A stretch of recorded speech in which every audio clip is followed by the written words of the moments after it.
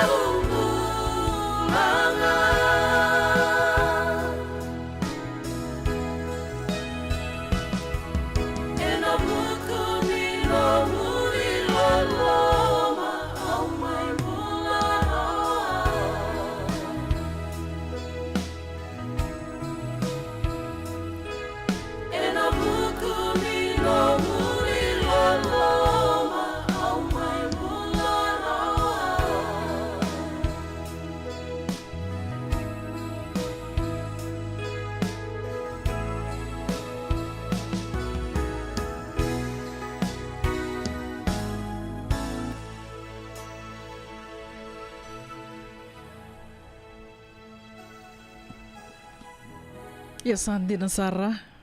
E na buku ni nona lalaman da mai mbula rau tiko kina ndua tali tiko na singa vou au wakambula tiko yani vi kemuni ke Sara na sema tiko mai na kavini kua ndua tali na nonda i wasi ninga ona vata kau wekinda baki tiko ni kina au pambauta liu sar na vanua enda ndau sema tiko mai kina ndui tiko na ngauna ndui na vanua ndui tali tiko ngana singa yenda wakavini vinaka ni soli tiko na idhengu ni mbula ka rau ni nda mai veto mani tali tiko kina na vata vatongo na radio mbula ndua vata San Francisco me kouti kanda vata tiko mai ke tō wenga rawi tiko ni ngoa na tomba lewu i San Francisco vole kata toka ngā na rara ni wanga vuka lewu i San Francisco ka to toka tuna nraki ve ke tō ia sanango nui taka ni to toka talitunga na nraki i se venga na vanua o ni sema tu mai kina o waka samataka na nungu tuku ngoa na to toka ni nraki ndua na nungu liuliu wakadakadaka do tuku no koibi au kila na nonda mbula na kena to toka na nonda i tos na vi singa na kena nraki tana mbula waka tau saratinga ve kiandai Vitalia manda na vika e wawuli tiki anda tu ndo tuko na ngando na tawalengu kanga ni mindset ke waka sa tu vinaka tu na mo mindset na mo waka sama na singa ni kua to toka tu na mbula to toka tu na nraki ka usure tiki mni me da vito mani tiko ani na nonde wasi ni ngona vata na kavi vinaka ni wuke lulu ndi ndai ka rosa ngubula ka tolu ni singa ni vula kusita wenga na vuno ni sema tiko me kina ke waka singa e ni sema mai wakandua ni mbula vinaka na sema tiko mai ke reitunga ke rau ningai ndui tunga na like ndua na share rau telinga anu ningai sikowa tiko ani na neto YouTube channel o yana radio mbula ndua vata and YouTube channel and do mbitu ni kina na vi programa keve Sara and do mai rongo di tiko and no de wasiningo na vata na ve kavini moni tiki na vakarambuka mai na tolu ke na vitu na kaloko ni kua to toka na programa na nonda ngona vata na kavini kua na nama ki tiko mai na oti toka pakalele na va dana bebeto mani tiko ni kina ke siti veni ratura la and i tala noa, ni tosa ni ngauna, lewa na kai ndau wakasokumuna mai na turanga tau bungo, se te veni ratura la ka ndau mai mulango di tuka ni kina no nonde wasi ni ngauna vata na tosa ni ngauna, watia na bima mani ono, nonda programo wakarutaki karatondo vito koni tiko kina na New Methodist Christian Fellowship i Merika ka rautalangani o ni gai sema tiko mai kina na ono na kaloko, ke rona mai vital no tiko ni kina ke ndona tadingu, ka sa mai tiko walingo Amerika, o ke ro vital no tiko na mataka ni kua, au sange kiri kua, ke roni do ro vital no mandana recho, baleta ni na lebu sa re rau ni na bukea, na vika ono wasea na kavini kua. Koe ani ke nana ma ki tiko mai kina, wakatal ngā kina na visera ke sa rendo wakaruta ki tiko ani, me lutua ni tawidawanga, engaravi tiko na vea kavi ke sara, mataka singa levu, sembongi levu, venga na vano ni sema tiko me kina na kavini kua. No mani tō kaningo, ono vuninda kua, nonda bera ni tomani ani na nonda wakarorongo, sere ke na veka ke theso, da wakavini vena ka tiko, vera tō na wakalesi mai nei lololo, TV, mai viti, na non reto loma soli ka rau ni ndau mai bulango di talitunga kena, nei rongo mai na nonda vanua, kando wakatangitaki, na mbongi. Ndanga indo rongo da tiko ni kua, sena singa kataraba, ke waka o ni adalata na mbongi, i anda sa te se masaramande ani, vera tōna wakalesi, mai nei lololo TV, nei rongo. Ni roto ni rosa ulu kawalu na bula, na kena pe tala no tagitiko mai na matambosi ngu. E tukuna na kavini kua na chairman ni matambosi ni Pacific Island Forum ko Mark Brown. Ni asa vai doriti na kena pe tala no na pe kaungu. Era ba mbimbi tak na lilu ni pe mateni tu na Pacific na kena tomani tikunga na mbimbi ni lawa kei burabura. Erangan reba na lilu ni pe mateni tu na Pacific ka melebu na taka kalele. Wamputa mindua manda non te tavisere, ni berni un kaisanga mi un biute ani vinaka menda rongo da tikon da sarava talitunga se vadava.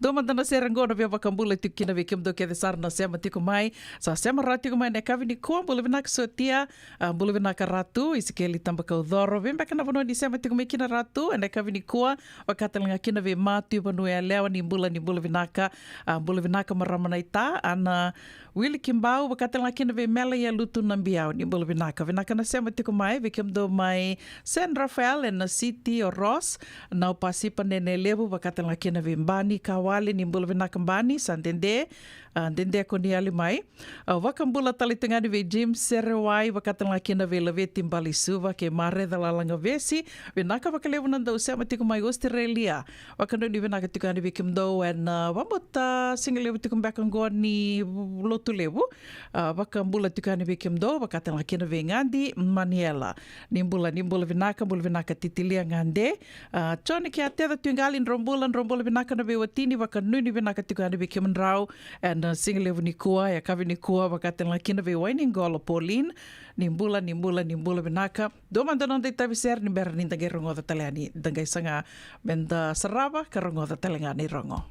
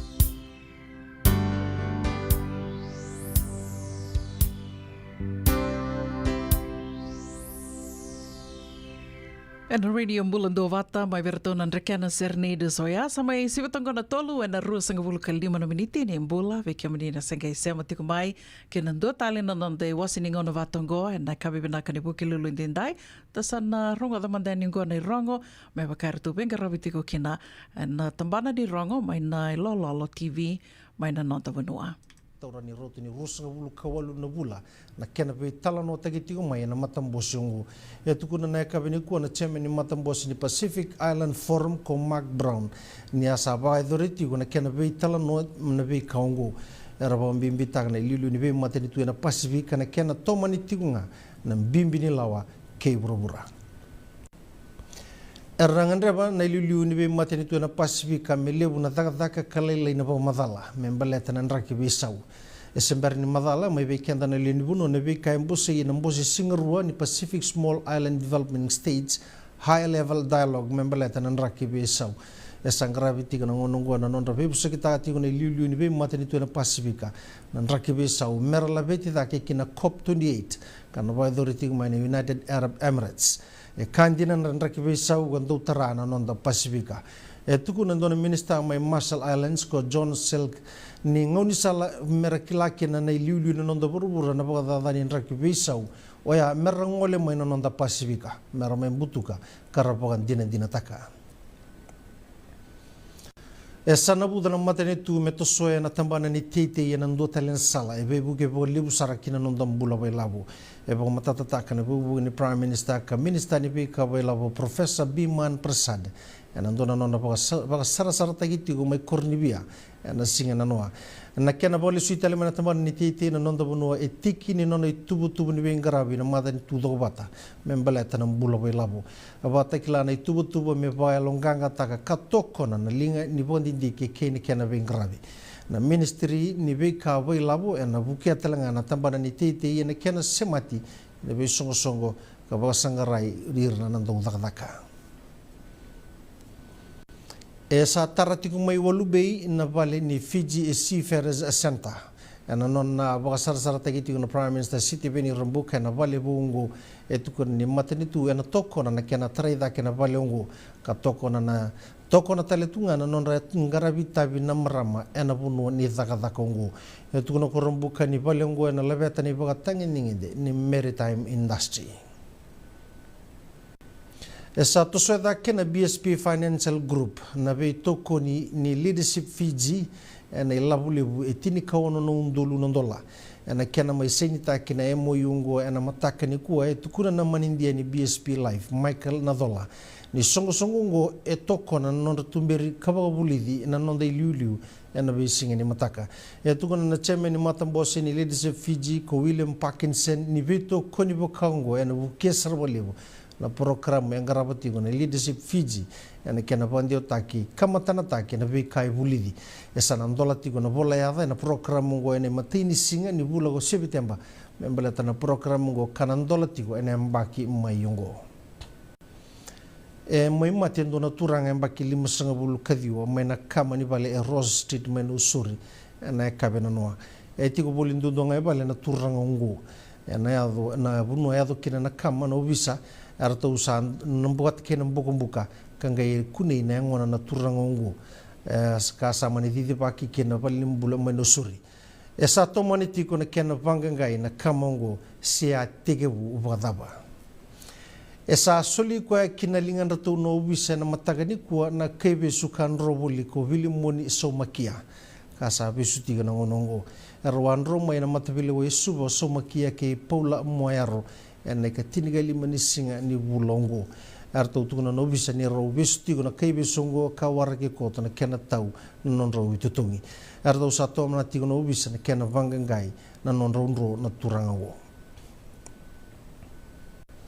e beba kurumbuita kene wili arto bareta kana ACCF na bukuni wili ni ngone erando bolo lo mataki mena non rabe korni buli e wolon rawli musanga bulu karwa ne wili dingomi e na badal ka me korni buli kalege baba buna na mabwa e wolu sanga bulu wolu sanga bulu kalima mane wili ngo era mabwa mbimbi sara kala ko kinongo na be bolo lo mataki e tukuna na buni lewani ACCF ni nandondo nu mendando tukuna tiko na dha ni be bolo lo mataki Ni sambula bina katale mai enda sana liu kina nonda irongo ningito e sibi ni dona nonda ngito ragabi e raya vani ena trails ni nonda timi ni Fiji Sevens ka boedori ena HFC Bank Stadium ni kua e rabe bugiti ko buana nonda bi tabuli di ni Sevens na be coach na nonda vanua ena nonda baro takina durwo ena bika ena ngandre bikebaka er sana duru kina nonda timi ongo sana rau kina buana nonda bi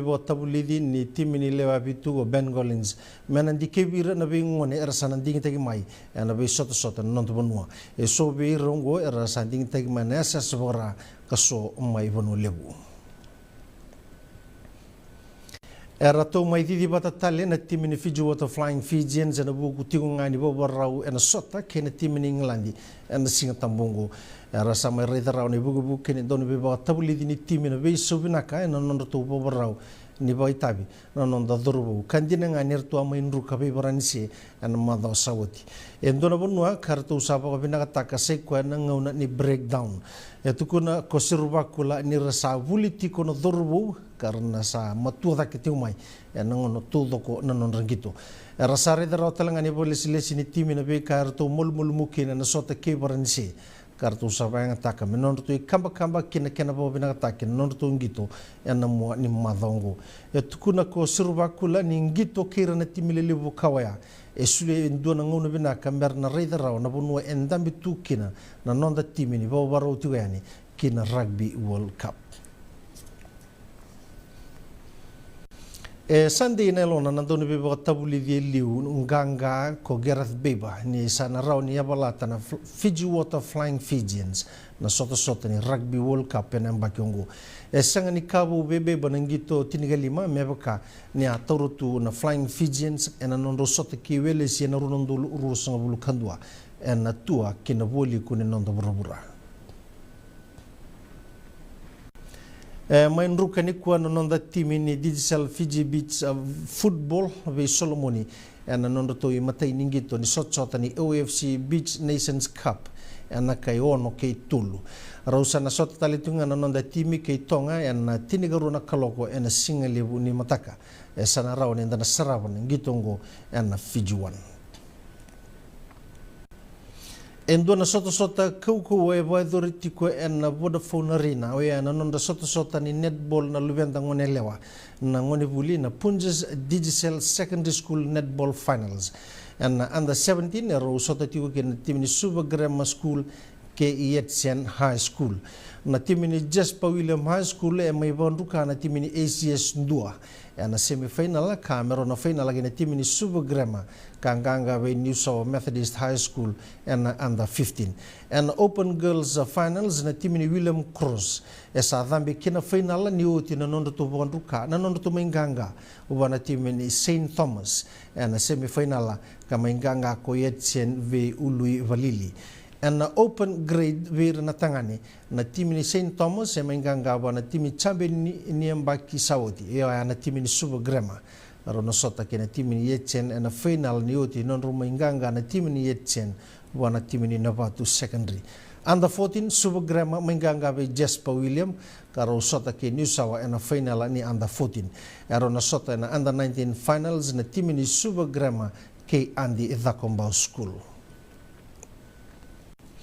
esa tiku taki tiuni ko melambas na sota ni Digital Fiji Secondary Schools Inter-District Championship e basanga bulu kawalo todo ko na timi rawai tabi na soto ngo na tolu na bata vera na tangane kandua vera na ngone lewa under 19 Camille College menganga be risikul sanaten na kai tolu kai sanga kamenganga tale ko basis muni na kai ba kendua under 15 na Central College menganga wana timini AD Patel College na kai rua kai senga kibera na ngone lewa na timini Sembeta College menganga wana timini Bunimono High School na kai ono kai ndua na timini Nandi Sangam menruka wana timini Chambeni namba kisawati na Xavier College na kai rua kai senga na tomani talitiku na sotongo na lomani bana singa mayungo kana ngai ngarabe na finala na singa vorwai na karosanga bulu kauno ni singa ni bula ko kosita ni sambula bina telamai kini bese burubura era usabu tiru nanga seke na ono na ngone ni oti na nortu mai tau tu na ndo na motoka kebeli mai Pakistan rangole tiku kibuli nei laulao ngo enangona dhavuka maikina na wani kebeliongo ka ndona ndona mita mai na kena yao mai na nga kilo ni ponua ka lili toka kina me pa ya ua tukuna na prime minister mai Pakistan ni lutuna nona idingo ka ba vena vena taka na non rombula na ndau bebueti ka ralaki bebueti mai na toro takine non dei rongo na mbonga ni kua ngandra pa na liu na Pasifika me pa lele taki na bosa lo rai na tambana ni tete ni na bebu ke bolebu na be kawe la boni non da banua ngarabi ni kua na trials ni Fiji Sevens sai kwa ngori non dei rongo na mbonga ni kua me da bana ngona kataraba ni boga tingu binaka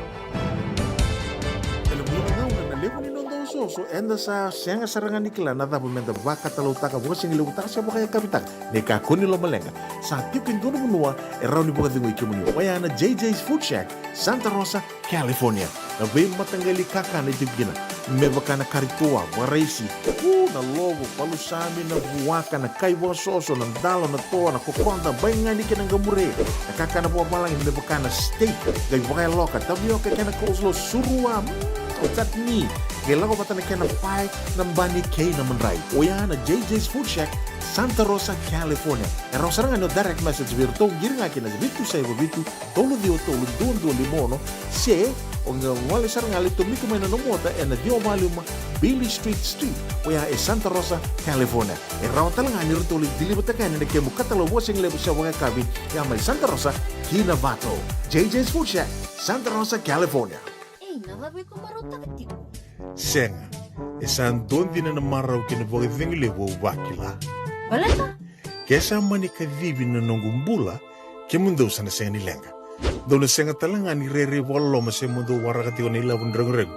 Balata ni swada kabatu na nongu life insurance policy.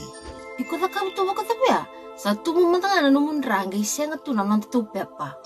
Sa tiko na mate, se senga na pepa, senga na lenga. E se rawanganin dua na nomu life insurance ve Lincoln Heritage Life Insurance. Na company ni life insurance kanga niti kenda vinaka na itoke kanda sama ivoga tiko ngoya Amerika. Rawa sar na boga leo fomo. Text mai kina vase walu vandua tolu walu lima ena kena ituku matelalai. Nongu chisu nongu banua. Dorongovi na vima mani ono kina vitu ena kawni bugululu we kemado we California. Vima mani rua ena kawi kina tolu ena singalewu ni lotilewu we kemado we viti. E warotaka na New Methodist Christian Fellowship USA. Rongovi ena radio mbulando vata San Francisco me kauti kenda vata mai. E senga dina ni kara rawa na daka waka kekiwa. Ia endona kainda wipu ke kawaka mamanta taka tuna bengaravi o ia ke tuna kenda to kakana. Na ika, na dalo, na bisikete, na reo bata, na sunbells e tinimbulu makau. We kenda to na senga tiko nindraiva, se senga ni waka motoka, kanda o dren no te beto seaki, erto satu wakarao na Divine Pacific Food Mart mai Sacramento, merto talaveani na nong ni boli. Rawa sara.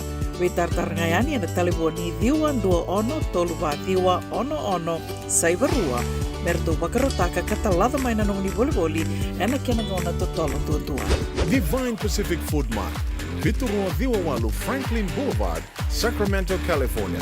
Namba di taliboni diwa ono toluwa diwa ono saivarua.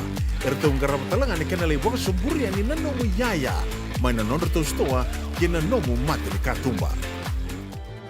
Au wawili kay sotale na itukutuku o le mga sangara. Kabaga tarungi reso. Kung manitaura sara endua na labe-labe nindua na baga nindi kay kayadana na itukuni kay matabatudo. Erato wabala eso na turanga kay na maramanindere. Ako tabatakaya na ibagan dinindi na eso me toko na nanondoto italano. Nigay nama kamay na toso mingaw na kay City Benny Raturlan and a racing of Bukalulu ni 7 na ba and a tini na miniti.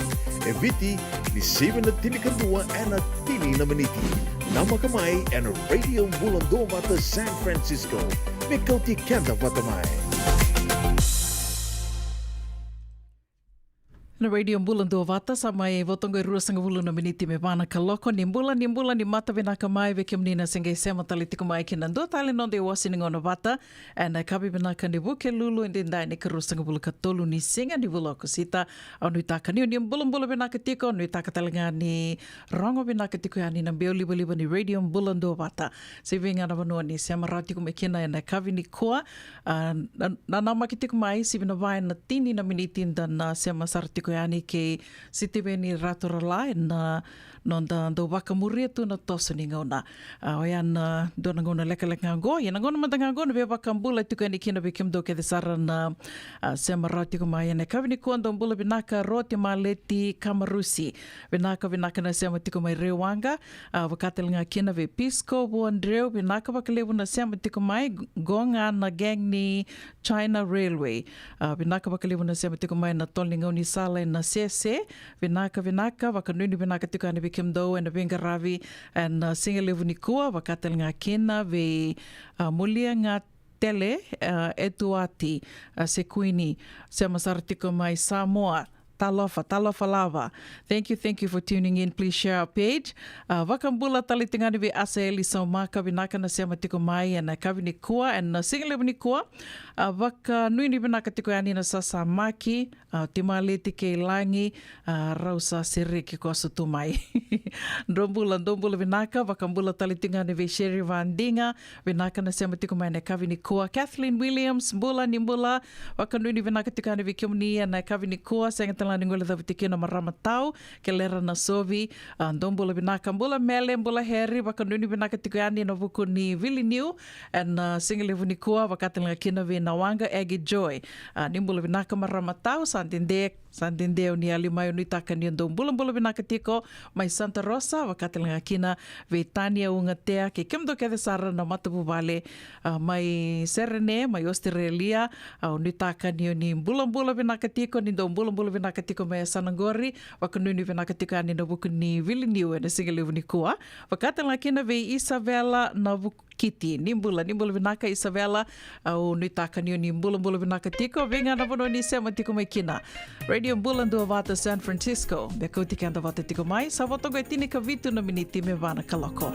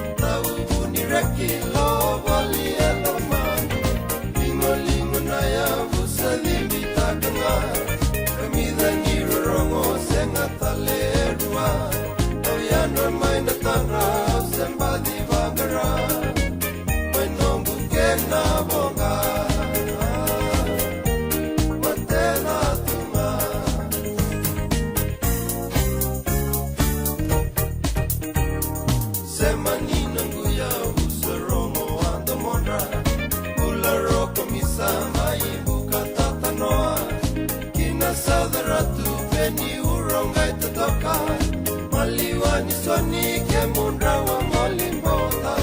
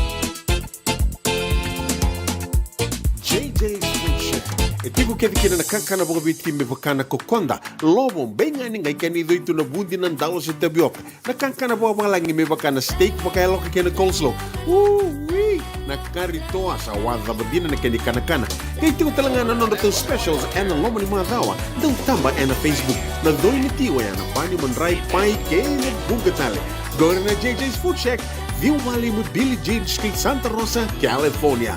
Kaya talagang rito dili mo yang may Santa Rosa, may yato sa rani kinavato. Giritirito sana kinavitu sa mabitu tolo vio tolo dundu al limono. JJ's Food Shack, Santa Rosa, California. Awawili kay sotale na itukutuku o lebo kasangara. Kabaga tarungi reso. Kung manitaura sara endua na labe-labe nindua na bagandindi kay kayadana. Na itukuni ke matabatudo. Era to wabala e sona turanga ke na maramanindere. Akota batakaya na ibugan dinindi na iso me toko na nanondo to italano. Nigay na makamay na toso ningaw na kay City Veni Raturla and a basing of Bukalungu ni 7 na ba and a tini na maniti. E viti ni 7 na tini kadua and a tini na maniti. Na makamay and a radio bulando mata San Francisco. Mikauti kenda vatamay. Dendram beka nang wala ni kibalilo tira buko ni oso pakadadaka. Sendrakin-rakita beka na itos-tos nimbula. Kuha nilenga sinuingaw-gawa. Nana magimay kina programo warotaki. May veratao na New Methodist Christian Fellowship USA. Nongu Chisu, Nongu Banua. Rungo na bima maniona na kabili buko lulu bay Kemando e California. Bima manindu na singilewu ni lotulewu bay Kemando e Viti. And a radio bulando vata San Francisco. Mikauti kanda vatamay. Senga dina ni karaw-rawan na daka-daka waka kekiba. Ia endona kainda wipu ke kabaka mamanta takatuna bengarabi o ia ketuna kendito kakana. Laika na dalo na bisikete na reo bata na sunbells e tinimbulu Macau. We kenda to na senga tiko nindraiva se senga ni waka motoka kandau dren-dren na tutu beto seki. Erto satu wakarao na Divine Pacific Food Mart may Sacramento merto taladayani na nung ni boli-boli. Rawa-rawa sara. Witar-tar ngayani na taliboni diwan 21 toluva diwa ono saivarua merto bakarotaka katalada may nanong ni boli-boli na kinagona to tolo tuwa. Divine Pacific Food Mart. Viturua Diwawalu Franklin Boulevard, Sacramento, California. Namba di taliboni diwan 21 toluva diwa ono saivarua. Ertong garap talangan ni kanalay waka sumburi ni nanomu yaya. May nanondo to stoa kinanomu mati ni katumba. Isa, beda kang beda na kango. Nada ba ya? Sabi wala ki baka lefom ni daka yo senga ni kila na beda kawa. Ola man lang katakalangan yo senga tu ni kila na kisita ba na sotaba. Kuni lang ganda ubi tolo te kisarangan ubi ka kitengore na radio bulondo bat. Uy, na program na ba? May na bay long niyo. Rungudin na 5 na kloko na bay kabini mo rumbu ka bay Kemando, California. Tinikro na singilewu ni mo rumay bay Kemando e Viti. Ngoy bay to konikin na Connect Fiji Care. Endo na caregiving agency ni Monito K and the Limanan Rao Capital Mall, Suite Rutolo Rolima, Sacramento, California. And the Wingravikin o Mama Kawesi Voselani. Radio Bulando Vata San Francisco. Mikauti Kenda Vatamay. Radio Bulando Vata, Mikauti Kenda Vatamay. May San Francisco ki pura-pura. Sema maing gay waseyan.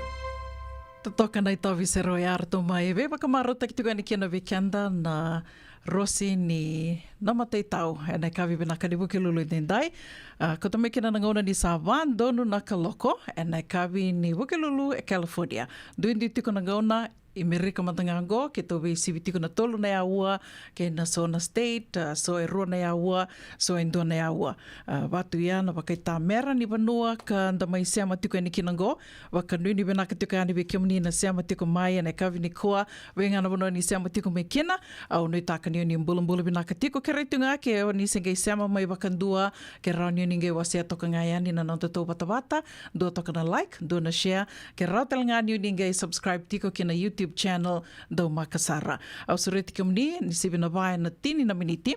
Andasan sema tiko ene kina toso ni ngauna.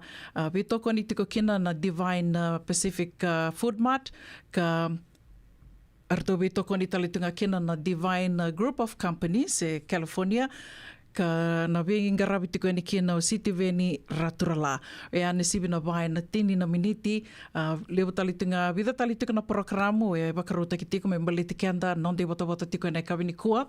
E na ono na kaloko ki rona vital no tiko ene kina ndua na tadingo e na rauni na soli wakasama tiko we wakongeti talitunga we kenda na sama itu e na wano lewa ngo Amerika ndenda wakasama takatum beka me nandona ngauna dana lista li vuli se rau beka wakadawa ninda na vuli tale ninda sama itu e na wano le bongo se tuna pepa se senga ningi nana makitik mo e na ono na kaloko e na bema mani ono ndasan na ronga da sareani na nonde wasi ningona wakamadhawa karatondo mai benga rabitiko e ni kina na songo lotu na New Methodist Christian Fellowship o ya mena bema mani ono kina vitu na kaloko na singa tambongo na bongi ni singa tambongo na dekilani na gitu tiko kina na timi ni viti na sota tiko ngani World Cup pero na sota tiko kina timi ni Ngilandi o ya na singa matakadaki ni singa tambo matakadaki ni wasotia matakadaki baka ni singa wakarawai ina nitungo no Amerika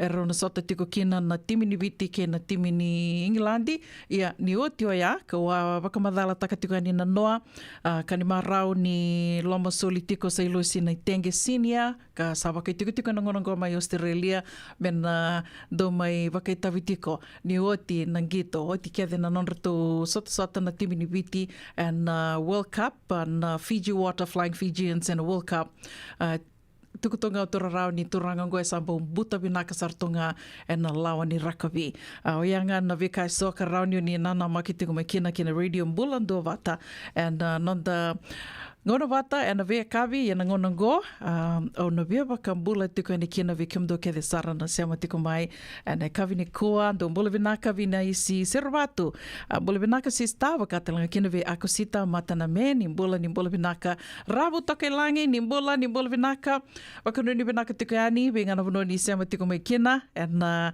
e kavi ni kua meimba do mbula vinaka meimba wakatalanga kina vi toranga nei tāna go favorite nei tāla sa rosa toke langi seama tiko mai niwa ke na singelevu ni kua mbula vinaka sulihana ke wakao ni sawawo kia ni suva ni sembera wakonde ni ngande se ni dhuru mai dona kava ba usure tike mni mo ni ngole ani vali levu na Pacifica Corner e tiko kina na dona vali levu na Pacifica Corner na kava ba e tiko kina erto do wenga rabi sartunga kina in dona matapu vale na langa sere na wakata susua ke na wekatale so rauniu ni na maru tak tiko kina na nomni ngona bata e suva ya na kena ilulu tiko se na marama ka didi wakatiko na wano ya o sulihana. Mbula vinaka my sister.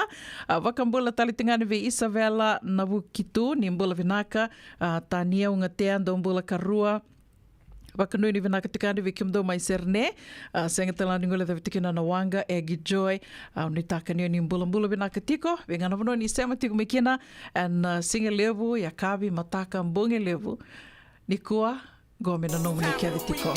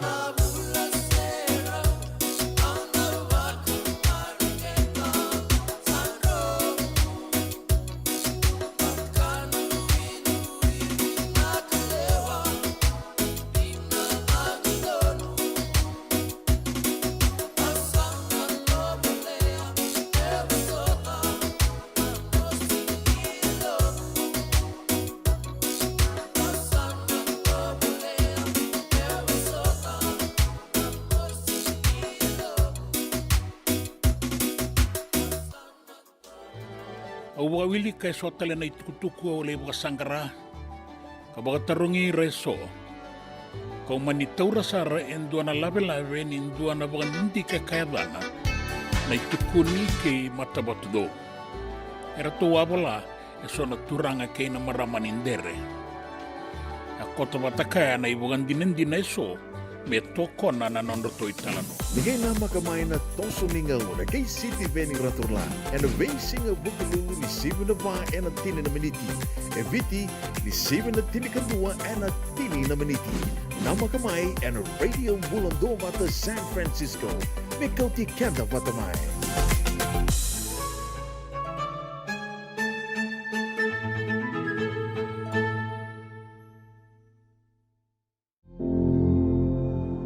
E vunga na nonda be ndela nia bue viti, nonda be aniano na nonda be koro, enda kalunga tani tu na kenra sere. Tala no takikina na kenra indivi na kena lasa. Abaga kotoya na nogu buka nananu. Dua na eka bisa lutu sombuti ko buka totolo na karombo. Au na numasaren dua na sere ka buka angone. Nongu itala noa ni rongo da kede mai membaleta na uda e tuturu mai na vai. Veia kavi kede na mataka lailai, soli non rambula tu na vei udi wai. Sa lutu buka totolo sarati ko na karomba na loma ni bono e viti lebongo. Ke rosando no e ani na korona vai e na ruku ni ulu ni bono de renduan due viti, o toma nivi. Ke raubondo tiko, e nandua na lori ni mata ni tuan raiwa toka kina e ndua na turanga ni naisau mua e na sano tailebu. Sada butana edha na maubuka na numi kwe kino Josefa Tambua kanira rao ni sama ikadhibioti na nona bulan. Kerongo liti ko kinandari batu. Sabo le kasarati ko yani na rero walaku. Na itiko-tiko ni mata ni tu. Kau na numa ni tiko talengana kena sere. Kau umbau na numa rao e kaya bakango o nandari batu na bonua ni liliwa. Uji wa ikede rabu maikina. Asolengi kira uwa totolo sarati ko na kambu babak dai kuria ng buto ni mbong.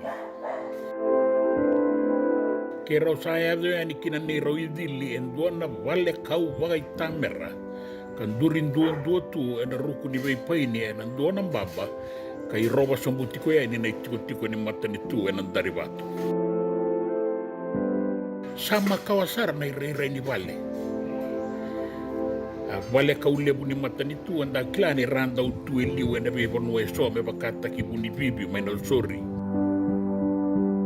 Ay tiko-tiko ni mata ni tu ena bebo nuwe rasi tiko kina so na matagali vale bagango. Ngo me kiro mai bagay dilikina enang bongyo ya. Sawar ki kiro to maina turangan ng dio o ser buki-buki. Dio tingana bagay kami. Kita usandu yung wala sarangami kito lebo kadeng. Na matakadada, uliada saran ni bakara tu rikibitya uloti komay. Kito katalawoti. Ya unano may na matanggal di sota bagawaya, salay ba mandangan nga una mga itukuni ko may. Orato nga erato nga itukutuk. Tarong yaw sa rato sa patambua. Siwa mo de na kay nambong, usaw man di bakakin. Sangay kaya biyaw, niwa mo de enanonra rumo na turang na talay sambale, rato sa lalasukuna. Kiro may buhay diliti kongo, enapalya kandaw tawana tuiliw, enangauna, apeng rabi bolikina, enaitikoti kongo. Na rumo ya songo tu na vida na mbaki, sanganin dua ya bagay ngatak.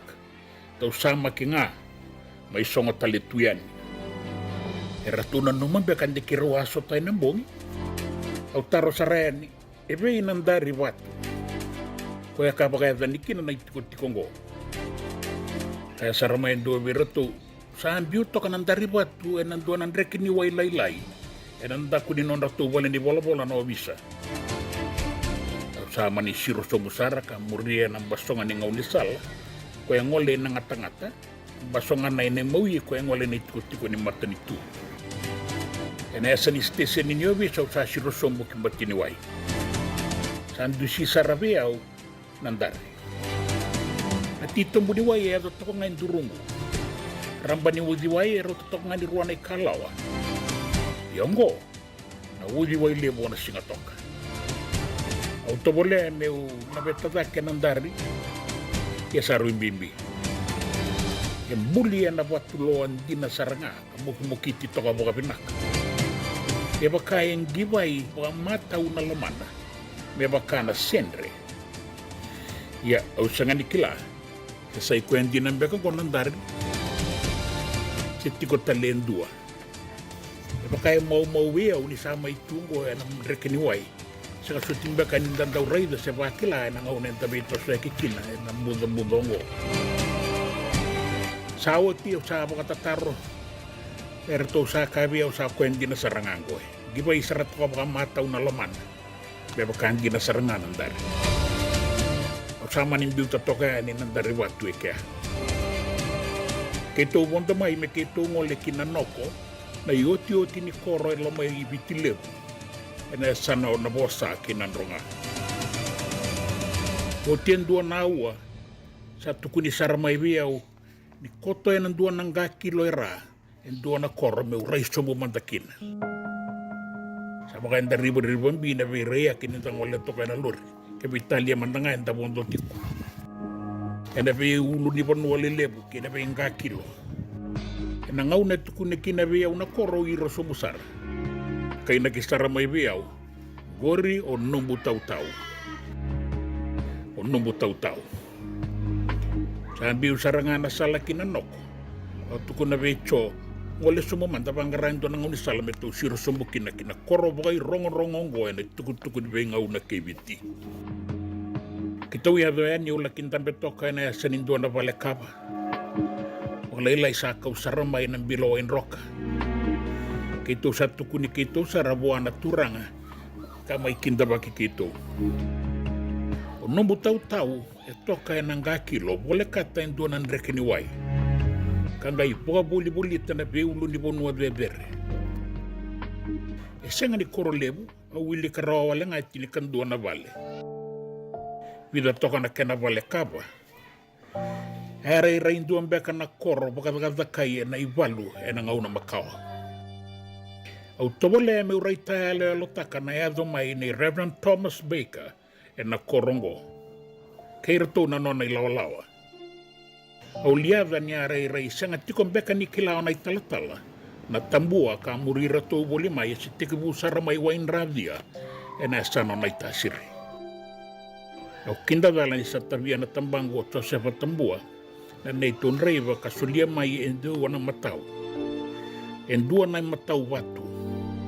E pesu toka kina endua na mas. Sabaka madala sarma yocho. Kakabea unu sa taurotungo na matau watu kalau moku mate kina na italatala. O wala katalini o lutu. Kenan bimbi. Au bebu kia katoke lingangu. Matanggali matau watu ang dandau sarabay na elo-elo abala na non raivalu na itau kay may mereke. Daw yadanda tu na mataungo na tomahawk. Era toro po lingay-lingan rayo kwengo. Bebi ang duwata ni walaylay na kena iwakatangin ningende. Kena rerebaki na kena bimbi.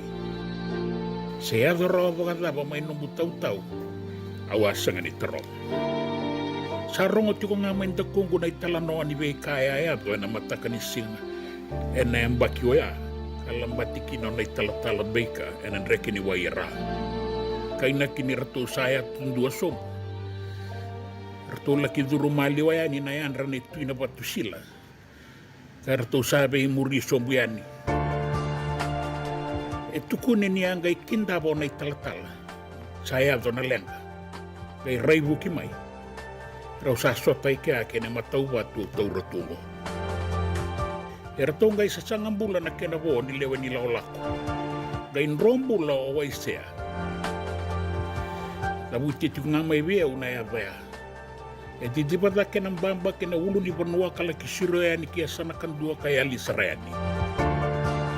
Nanonan roti ko ya. Yado sarakin na kindabuy lebu berandini talatala melay tukunan na lenga sayang. Era tau lewa wana na ilawa era tau a moko wata kaya na italatala mai nombu tau na mataga ni singa ni karua sanga bulu kandua ni Julai kini kawalu ono sanga bulu kabitu.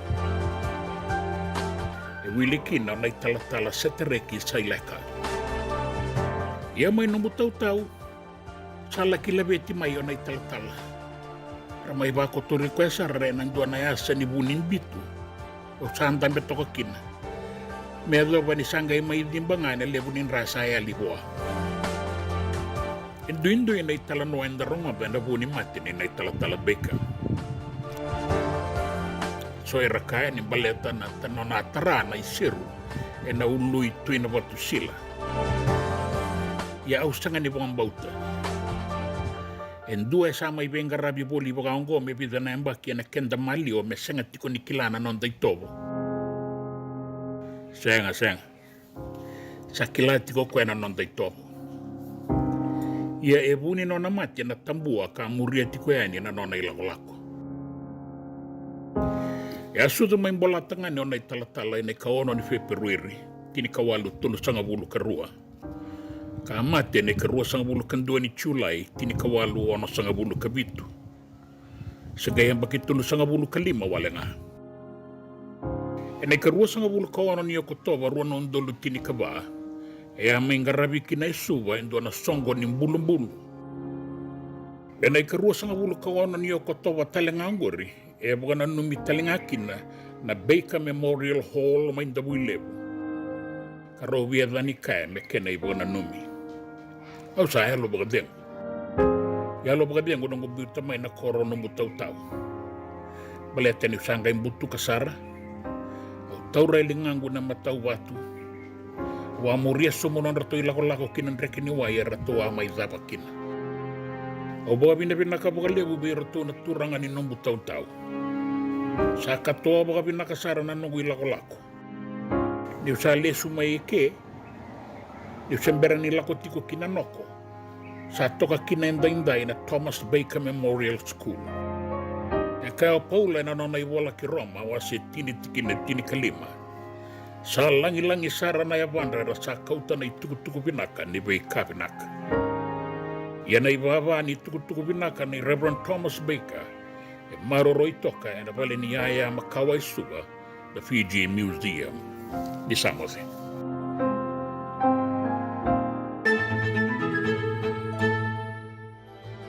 Au wili kay sotale na itukutuku o le mga sangara. Kabaga tarungi reso. Kau manitaura sara endua na lave ni endua na baga nindi kaya dana. Na itukuni ke matabatudo. Era to wabola so na turanga kay na maramanindere. Ako tabatakaya na ibugan dinindi na iso. Me toko na nanondoto italano. Nigay nama kamay na toso ningaw na kay City Veni Raturlan and a racing of Bukalu ni 7 na ba and a tini na maniti. E viti ni 7 na tini kadua and a tini na maniti. Nama kamay and a radio bulando bata San Francisco. Mikaw ti kanda batamay.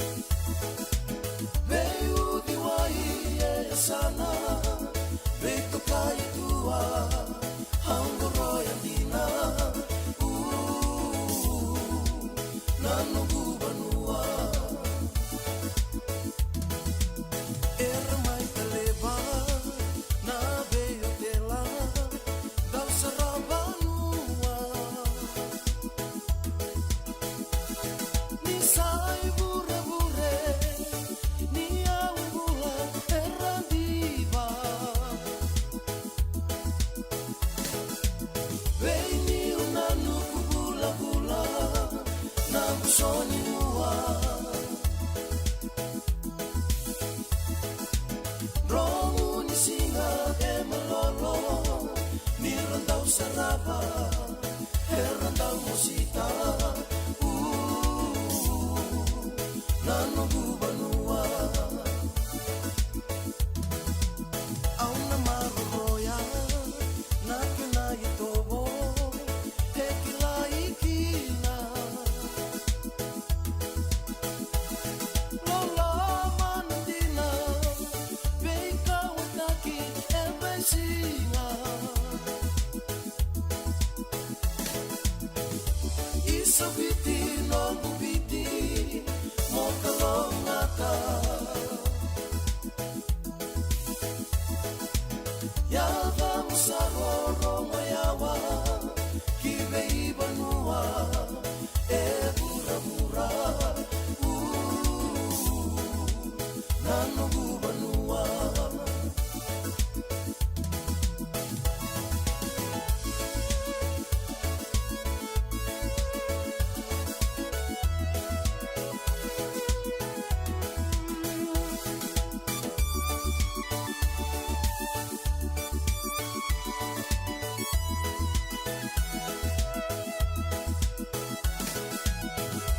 isabiti no bubiti mokalongata yava musaroro mayawa kibei banua e bura bura nanugu banua nanugu banua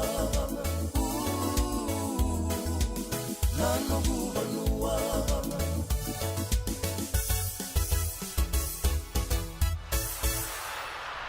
Weweratona Breeze Tukana Brothers oia na talanoa ni nonda vanua lamani o viti ka mai muretiko ni ana programo wakarotaki na ve madhawan do venga ravitiko ni kina city ve ni ratora la kando wakawini vina katiko kina Divine Group of Companies nonreto vito koni rao ni mai rongo ditiko ni kina na nonda iwasi ni ngauna na toso ni ngauna and ve kavi ni woke lulu do tale na torangango leu sarana kai leu ni talanoa le ki waka sokumbuna mai gami tavata ka rau kina weekenda menda mai rongoa na wekai so membaleta na nonda vanua na we tukutuku makau so membaleta tiko na nonda vanua we kim ni nada lata na tikitiku bus na nonda programa na tosu ni ngauna ni kua ka wakatanga kina na madhawa sa oti ki na madhawa ni muri sa mai kawani madhawa ngo na kena mai na nonda mai rongoa tiko na tosu ni ngauna na nonda iwasi ni ngauna vata na radio mbulando vata we kim ni o ni epe rongoa listale ninge sikobayani na neto YouTube channel Radio Mbulando vata na YouTube channel e tiko kina na we programo Kevesara do mai rongo di tiko yani and nonde wasi ni gono vata na we kawe ni moni tiki na wakarombuka mai na tolu kina vitu na kaloko wakawe ni wenaka tali tiko kina Divine Group of Companies non rato we toko ni tiko kina tosa ni ngauna do mai rongo di tiko ni sibina vai na tini na miniti and we kawe ni vukelulu sa sibatangana vai na ruasanga buluka vitu na miniti wenaka na sema tiko mai and kawe ni kua ki to wakelatongo na to toka ni nraki katakata saratiko na singini kua weekend to e California weekend to e na tomba lebongo San Francisco rawaka reitaka tinga mai na ndau ni nraki ni tono wakelatiko na nraki katakata ni kua ni mataka wakarombuka na via malumu wakalilai yang gaimoni madhao yato sana wakelatalitiko na tonra ni singa ia konga ya nda ngunu waitik nga wakalebu libu talitik nga na wakaroni raoni na rauni na kamatiko na bebo no eso ko ya sana ndondono menda na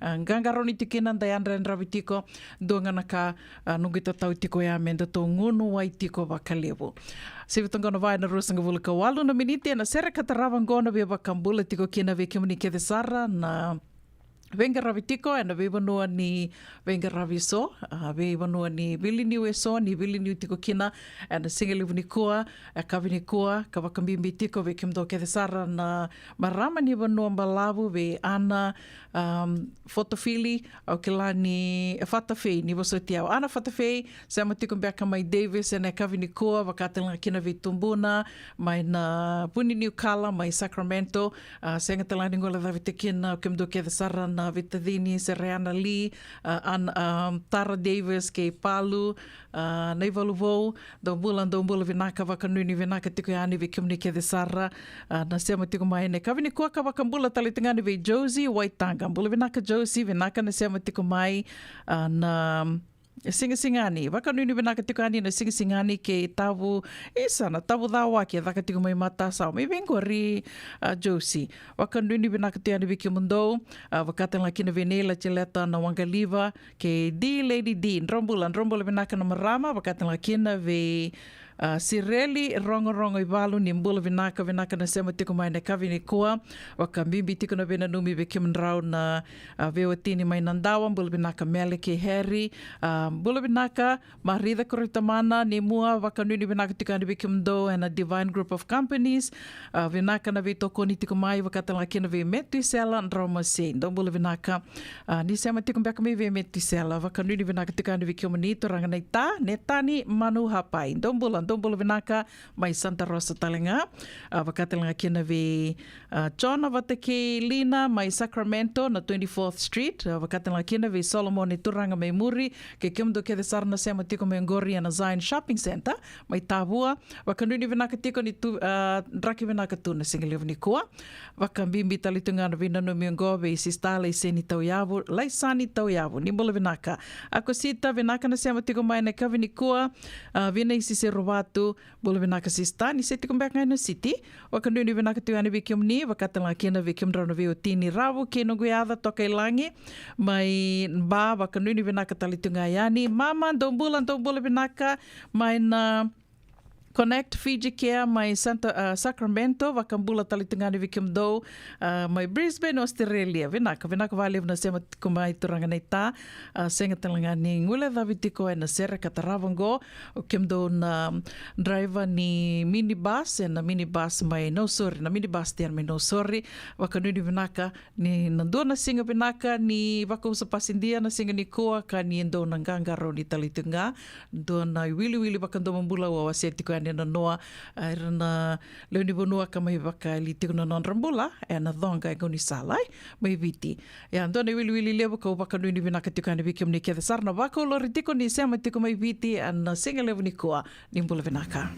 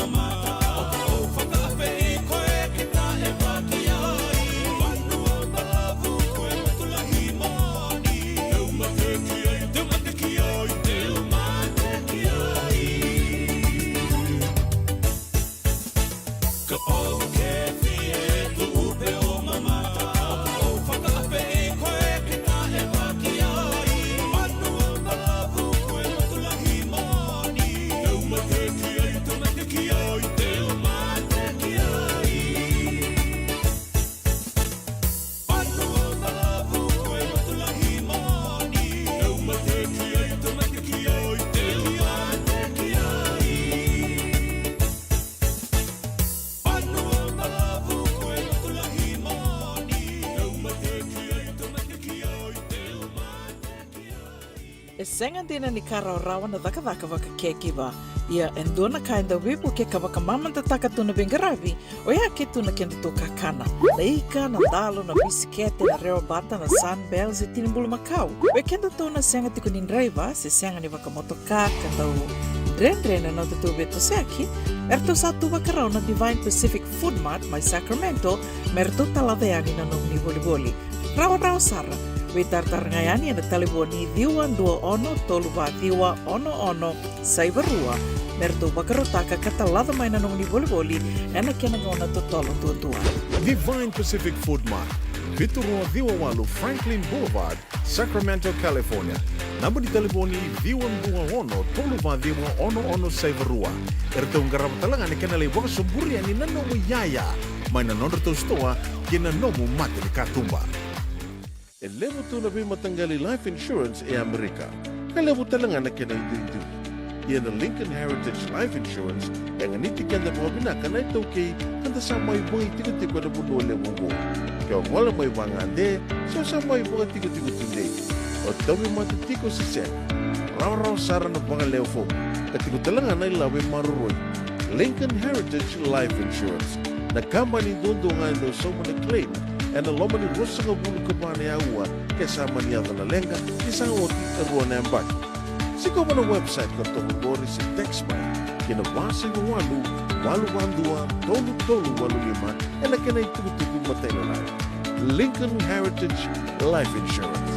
Kanabunan na nalimutan ng so enda sa sianga sarangan nikila na dapat menda vaka talau taka washing ilu utaka siapa kaya kapita ne ka kuni lo malenga sa tipin dono menua erau ni buka tingu ikimuni wayana JJ's Food Shack Santa Rosa California na be matangali kaka na tipgina me bakana karitua waraisi na lobo palusami na buwaka na kaiwa soso na dalo na toa na kokonda baingani kina gamure na kaka na buwa malang me bakana steak gai bakaya loka tabioka kena kozlo surua tatni gelago patana kena pai na bani kei na menrai oyana JJ's Food Shack Santa Rosa California era saranga no direct message virtu giringa kina vitu sai vitu tolu dio tolu duo limono se onga wale saranga lito miku mena no mota ena dio maluma Billy Street oya e Santa Rosa California era talanga ni rutoli dili botaka ne ke mukatalo washing lebu sa wanga kabi ya mai Santa Rosa Kinavato JJ's Food Shack Santa Rosa California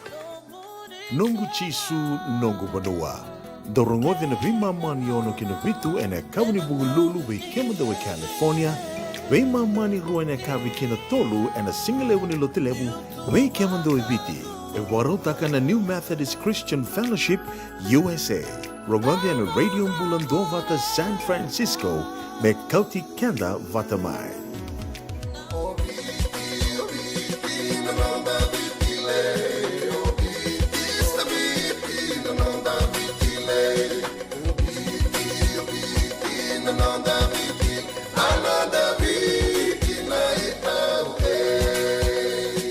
Nonda viti ke ngasini buli paulange reki rongodi ena lima na kaloko ena kabini lotule ve kemundo e Amerika tini karona kaloko ena singale buli baka romboka ve kemundo mai viti ena radio mbula tua vata San Francisco me kauti kenda vata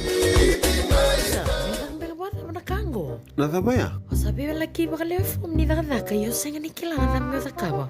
Ole man lang katakatalangan yo senga tu nikila na kisida ba na sotava. kuni lenga ndo vita lo te kisaranga na vika kitengore na radio Mbulando vata Oi na program dava.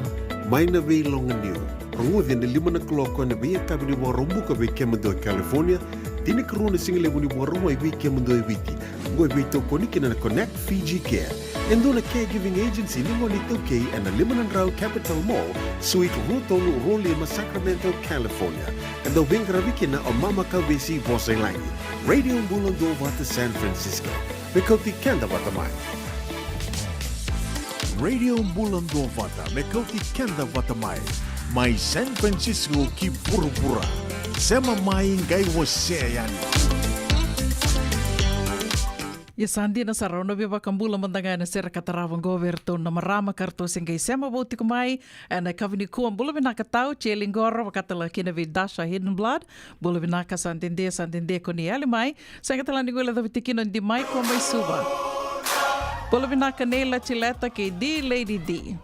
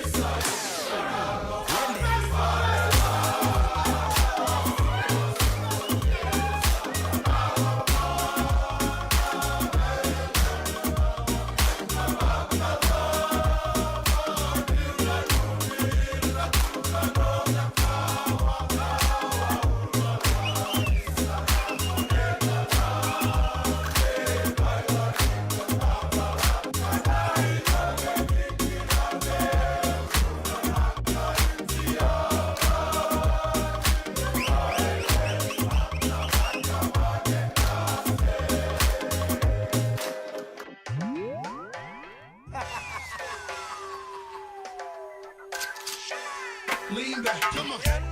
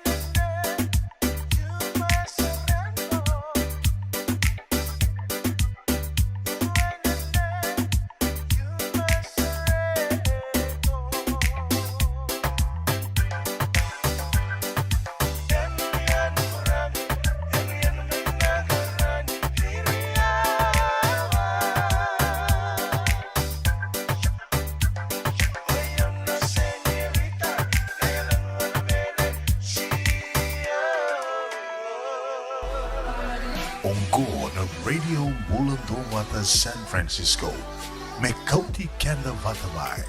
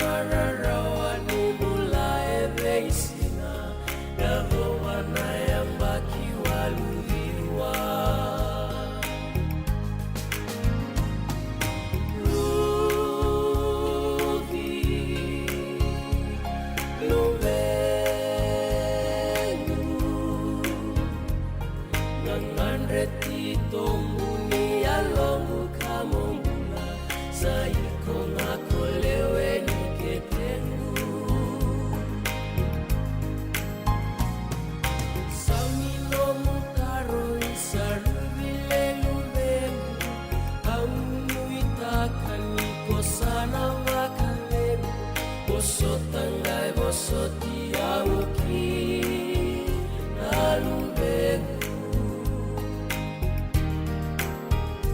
kangaseni uliboli kota mamulelube yadobani makere bakalenu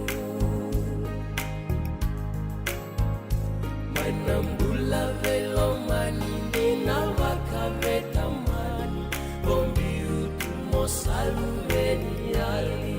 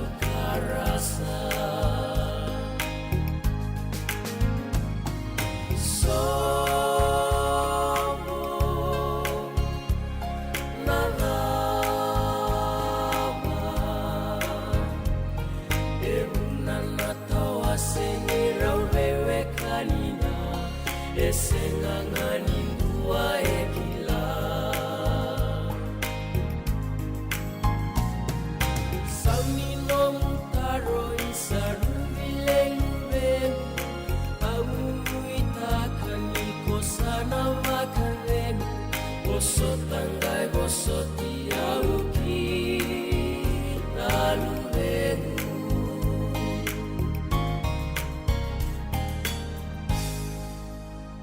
Dona ita viser makau saroya mo verton na dau ni de laina kula rato mai ve wakamaro tektuka ni weekenda and ka vivina ni buke lulu ende dai ne krusing bulka tolu ni singa ni bulaka sita savotongo ono na miniti me lima na kalako vinaka na sema tiku mai ne ka viniko vinaka na weto mani tiku mai kina dua tale na non de wasini ngona bata we kiamani na dalata na tosuni ngona and na wengara vini sitiwe ni raturala o suriti ni nge sekobayani na YouTube channel o ana radio bulando vata YouTube channel endo biu kede kina na porokaramu kede sara endo me rongo dituko ani na nonde wasini ngono vata na via kavi wasini ngono tiko ni rongo mai bal ni songo bidanga na itukutuku ya the rotiko mai na kavi ni kua matai do tinga na visure tiraramba weekenda na tikongo na Tombalewe San Francisco ke wakai senga ni ndona banua ngole kina na singa bakarombuka sarangango na mbongi ni bakarombuka ni ngole mai nda mai sota na ndua na danisi ka artombito batatiko ni songo ni lotu na LDS tambana bakaviti Fijian branch wakai duritiko na rua ba lima Ludman Lane Millbrae Rua Balima,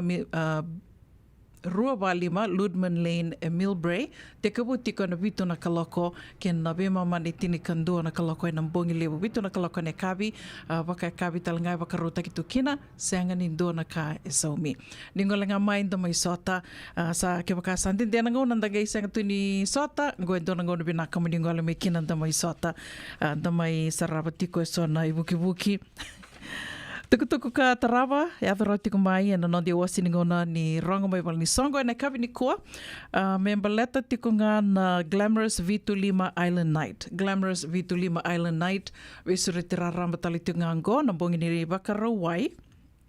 Wakarawai sarangango, na ikaru sanga bulu ka ono ni singa, e na wakaidurtiko e na Friedman Event Center, mai Santa Rosa, 4676 Mayette Avenue, Santa Rosa, tolu na kaloko ne kawi ki na tini na kaloko e na mbongi. Tolu na kaloko ne kawi ki na tini na kaloko na mbongi, $200 na iduruduru.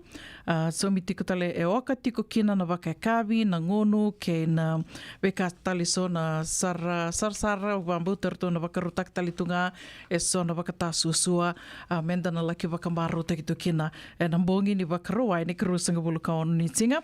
Kani tukutuku mateila lai ni gebe tartareani ke mero ni mbola a teda dhabu ke laisa ni ken rambuka sambiu tali tungani non rutu namba ni taliboni and radio mbulan dua bata non rutu Facebook page ke wakao ni scroll sombu sambiu tukani kina na tukutuku mateila lai non rutu namba ni taliboni. tukutuku katarawa o te tiko ni nondi tukutuku ni rongo mai wani songo ne kawini kua visu retirara batalitunga ve kia manina sembera tiko ni sevaka data ki kia mani gondona ngono binaka ni ngande ke wakai senga tali tiko ni dona oso ngande kina singa ki te levo marota ki tiko na singa ki te levo mai Hawaii arato mbito bata tiko na komiti singa tolu na songo ngoa tiko butiko na wakaromboka na mataini singa ni wula September ka rua ni singa kena ka tolu ni singa mataini singa na wakaromboka wakai dhuri tiko kina na mbose wakai mbaki sena annual general meeting tiko butiko na vitu na kaloko ne kavi HRI conference room Laia Shopping Center, Kamekamea Highway. Io na wakaruai te kubutiko na songo se na soli ana tini na kaloka na mantaka ki na wana kaloka na kabi ana singa ki te liu soli wakai dhuritiko na koko lolio ke Keller Park, Kamekamea Highway talenga. Ono na kaloko ana kabitinga ni wakaruai na wakai dhuritiko ki na nandanisi wakai kavi. Banquet, ono na kaloko ki na tini kando na kaloko na mbongi wakai dhuritiko na Honolulu Suite, second floor, Tapatawa, Hilton, Hawaiian Village, Waikiki. $200 talangana tikite o ka talitunga kina nei wakai kabi. Ia, singa tambu nei ka tolu ni singa e na runa kaloko ni singa levo wakai dhuritiko kina na lotu dhoko bata wa mbuta ya na lotu talitunga ni talatala. Kana wakai dhuritiko e na Kahuku United Methodist Church, Kamekamea Highway. Keri tukutuku matela lai o wambuta sa na tiko talanga verto na komiti erto senga nimbito tiko mai na namba ni telefoni be kia mnioni na bia be tartara ni kerto yo wakambota ni na tiko indua na kila tiko en karsa waka tiko ki na songo levo ngo na singa ki te levo na wakaidoro tiko mai Hawaii. Songo dhawan do lewe na tiko sendo senga na wuda tiko me na tau ya butaki wambota na songo ke senga ni kawalitu na kia na mai tau ya butaki tiko na tuna kia na usu tumbeka na sasanga do sasanga tiko kina do wakata mai rani na mai bebu ki tiko na radio mbula do bata na kia na kathi waki tiko yani wakate te tiko yani na kia ni tukutuku se mani songo mai viti se sai burabura dawanga yana kai tali tukina na nonda bata batongo ni nda sa weronga dindomon da sema tu na ve sai burabura ke sara ke wakai tiko isona no do sasanga do ngandraba tiko na bebu ke me ngole yani do wakata mai na nom do tukutuku rani na mai kathi waki wali tiko yani na nonda watawatongo na Radio Mbulando Bata.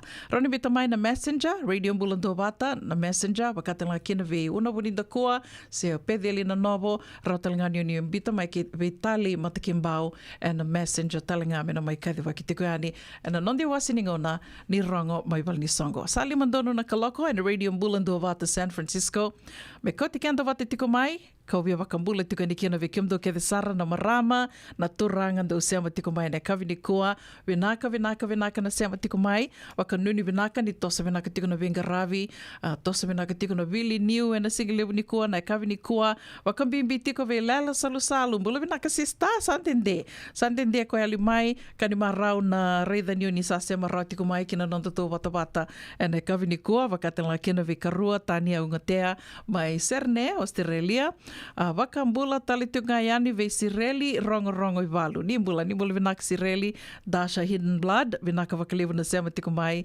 na kavini kua, wakatanga kina ve Torre Katinai ke kimdo ke sara, na sema tiko mai ngori, mai na yato kuka. Bola vinaka sista, voki Raf, Dasha, ke ateleite ti, vinaka na sema tiko mai na kavini kua, wakambula talitungani ve Cheli Ngoro, vinaka tau na sema tiko mai, wakatanga kina ve Lachileta Ndaveta, bola vinaka nei, bola vinaka di Lady D, kauna via wakambula talitungani kina ve kimdo ke sara, na sema tiko mai ngori, mai na tavua na Zion Shopping Center. Dombula vinaka sang talani do ngwele da vitikino kimdo ke sara na sema tiko mai Wagga New South Wales.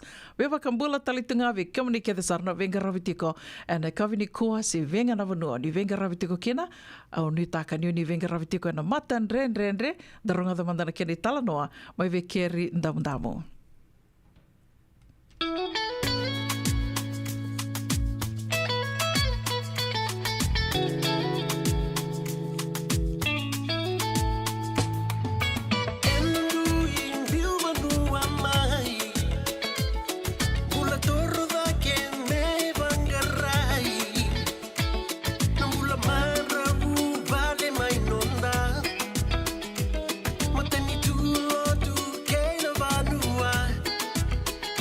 So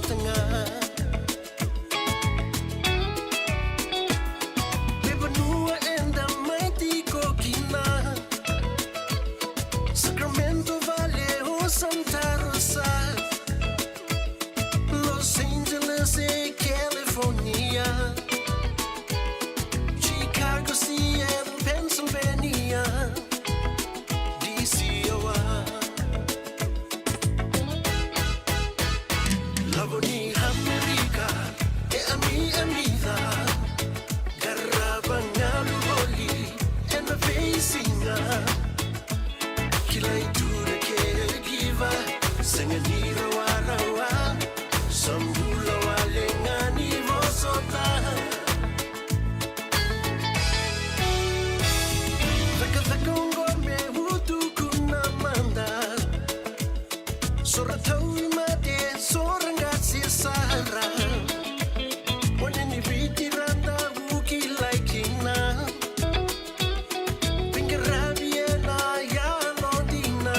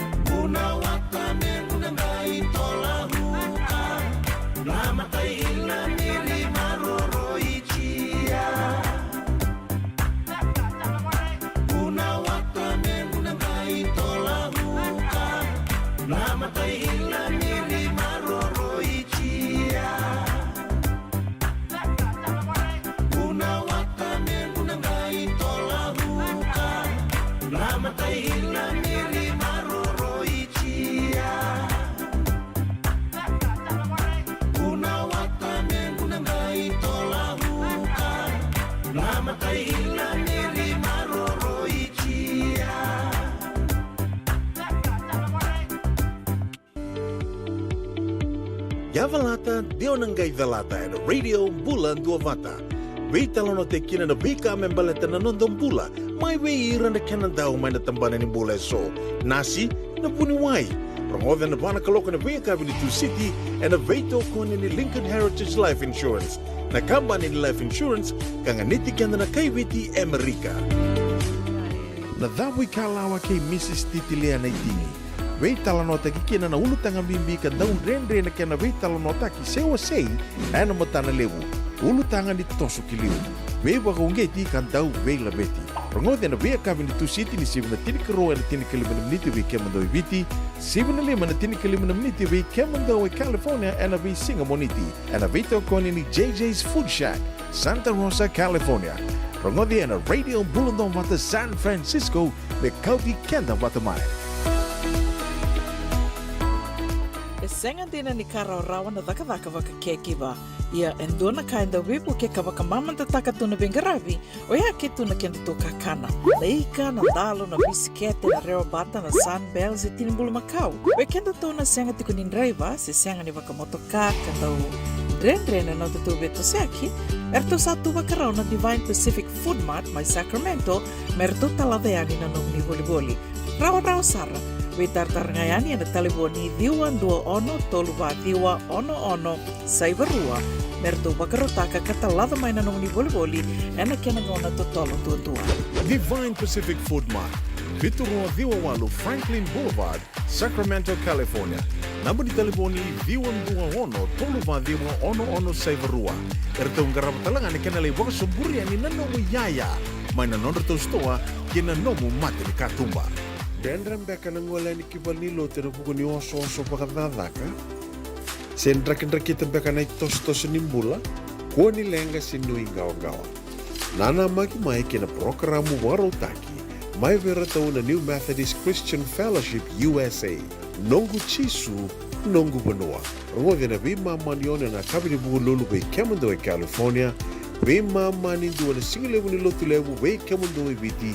And a radio bulando wata San Francisco. Me kauti kanda wata mai.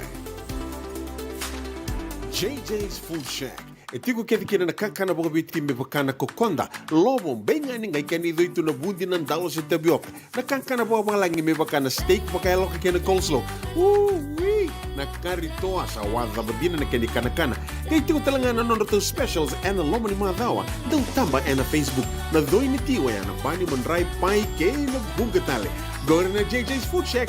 View Valley mo Billie Jean Street, Santa Rosa, California.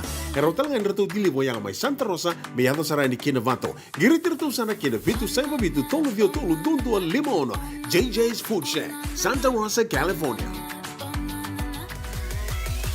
Radio Bulando Vata, me kauti kenda vata mai. Mai San Francisco ki burubura. Sema mai ngai wase yani.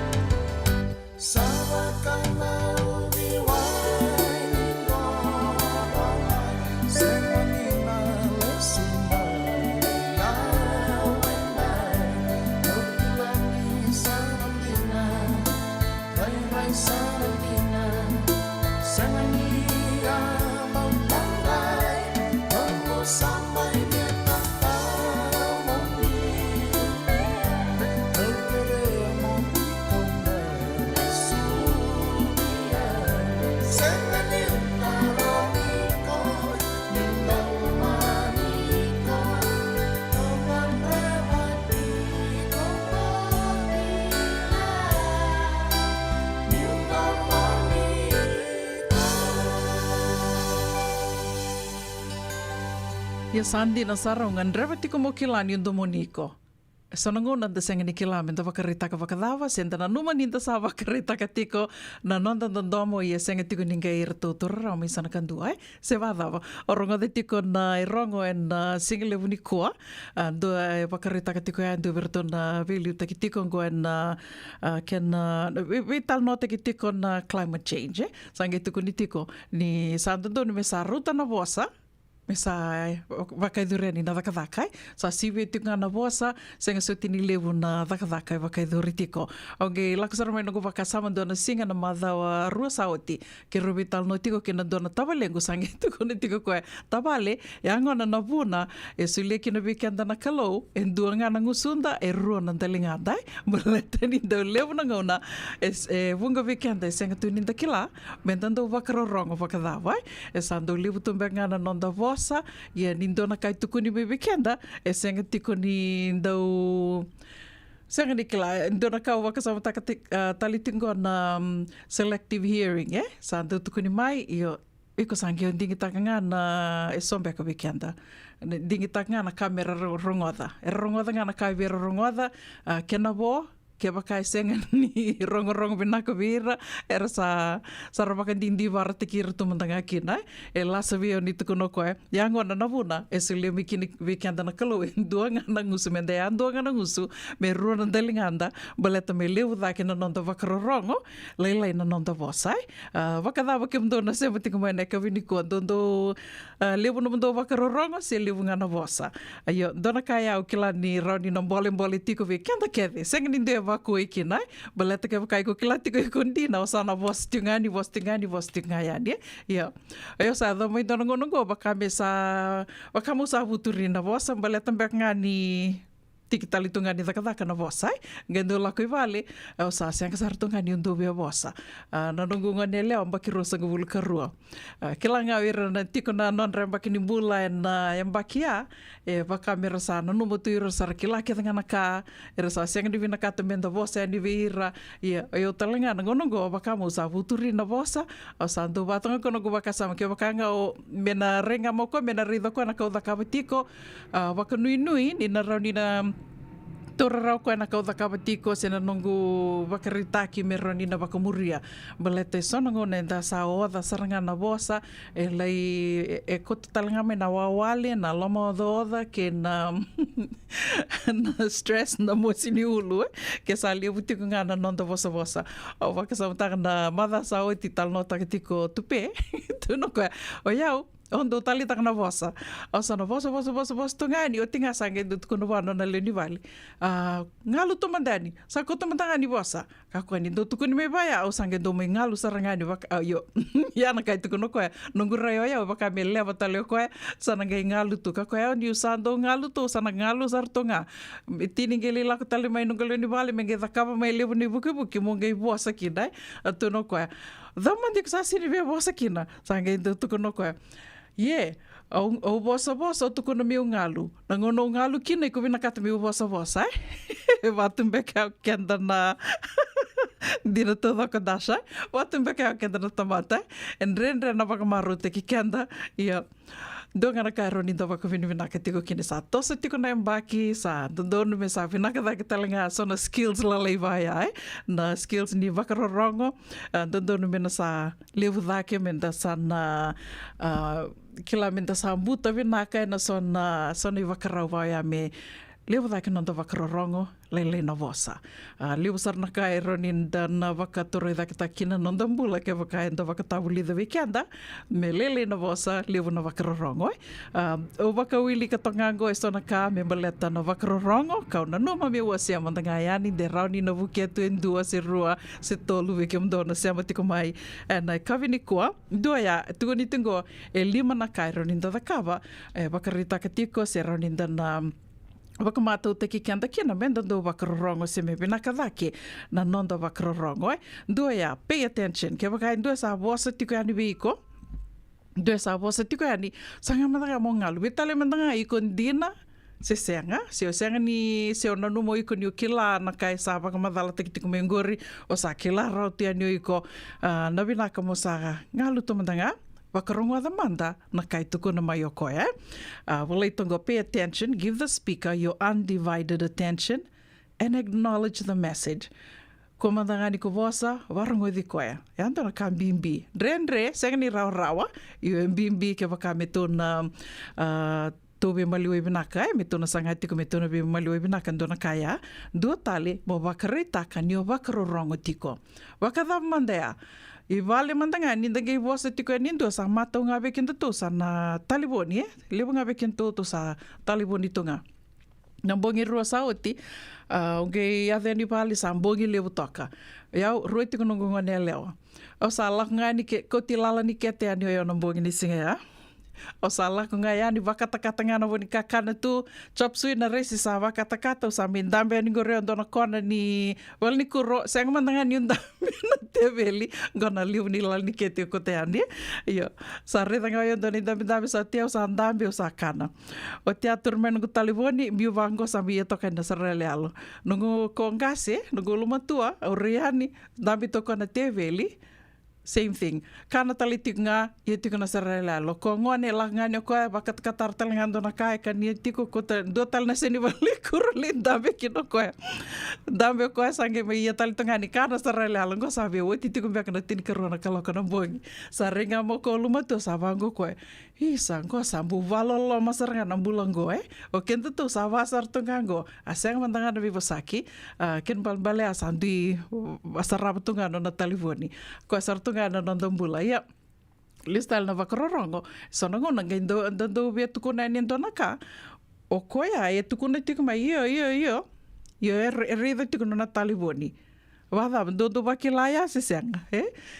Tamata sa rida tunga non talivoni era tukuna tiko mai na iyo ira senga ni raimai menda kila ni o Kongo e wakarorongo dina tiko sandu wochi saranga mi o bos tiko ani wai tua mengai tukuna timo ko na iyo ngai rida tunga ko na non talivoni do talana kaya ro ni tono wakavina kataka se vadava show that you're listening do tale provide feedback and the second round you can provide feedback se mo tukuna ni dona ka mona so many wakavina kana kai tukuni tiko mai mbale te ke wakamanda ko asega ni wakarorongo ene matini ngona sonongo ni ko na rongo da benga bango ndu benga se rua na mala ni bo se sengai tukuni mai na nomo sa na numbek ngau i kunio ki latu na kai tukuni tiko mai se sonongo na bakai tu vuturi na barorongo be koe vos tiko mai ya kenta to sa tukuna ngai ani na kai lakme non to bakasama ia tu senga ni ki lau kenta to mbale ni to asenga ni wakarorongo na dava saramante be tukuna tiko mai o koea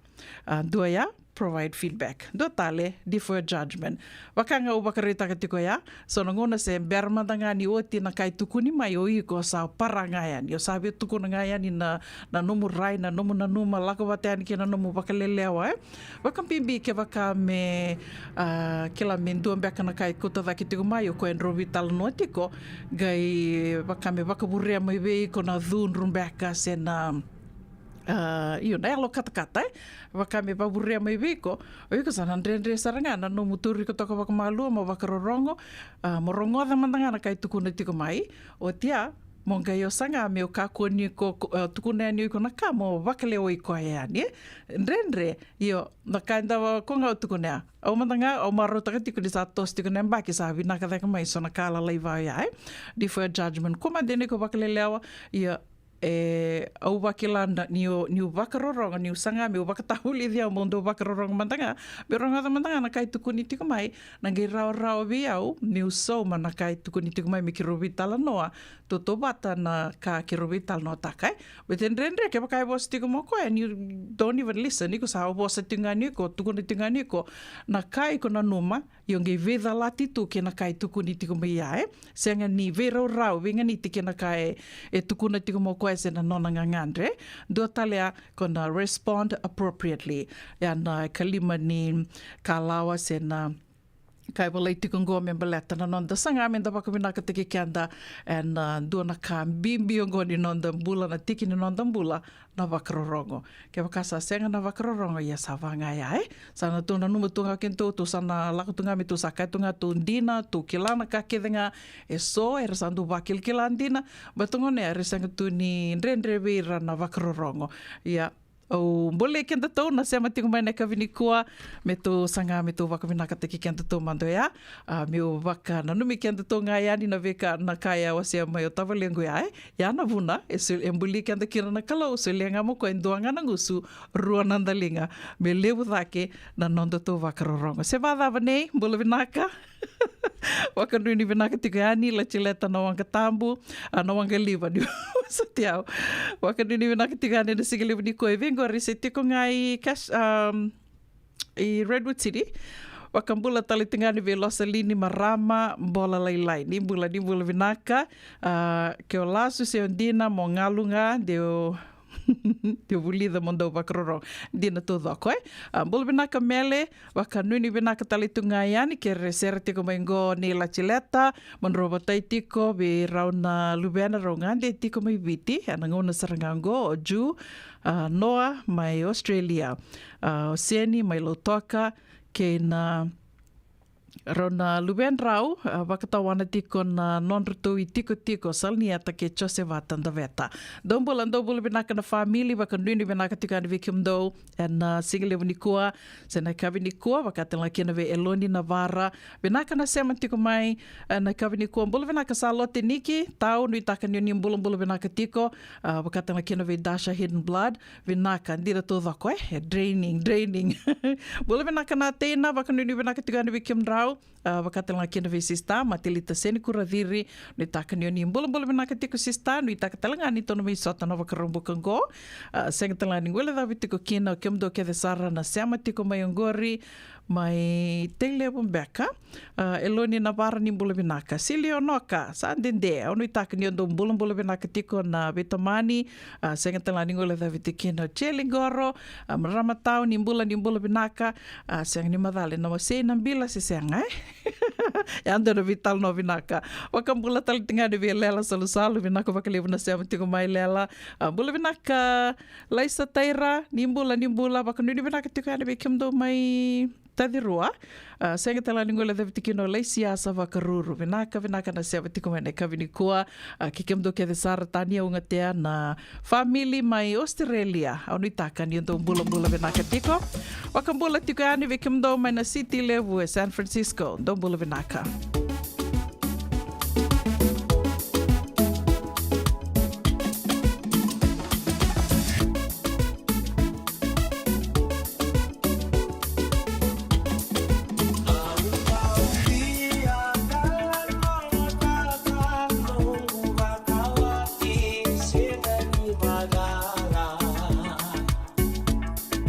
Au dia tukuna nas ke nanga una ni no kuna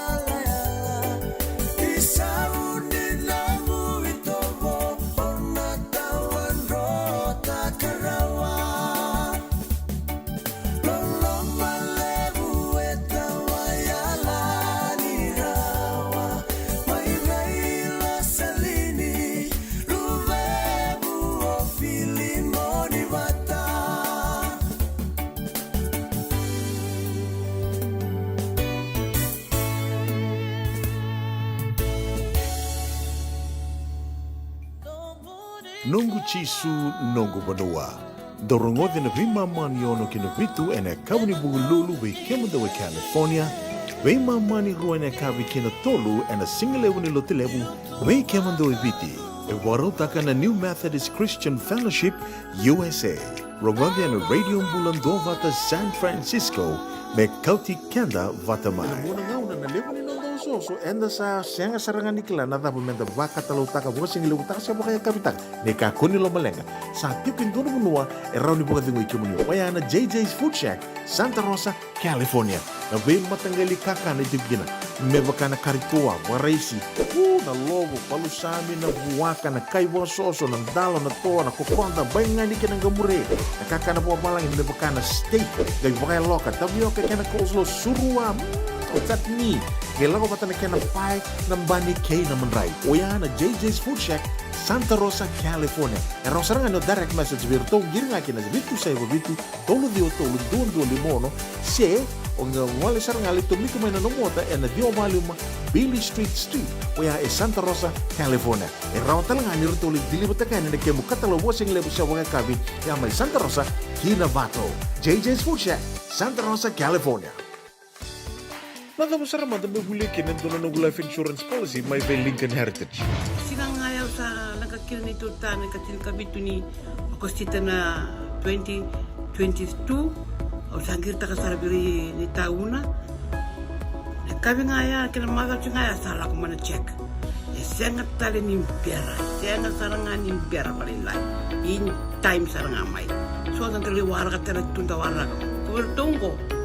O saya lo wag bien o kami binakatak nakambani binakangguan na heritage link ni nauna binakasarang saya katalinto na kaya makatara tutu na kena baka na kena pepo wag dito ta kami so mi nakilaw kena timir na vaka isteng tubi kena ilabul liwaya minta samu kina kisi na maron kina ngona mojuri palimbula kakina kabat pada wado na insuang Kaya sarangan na muna.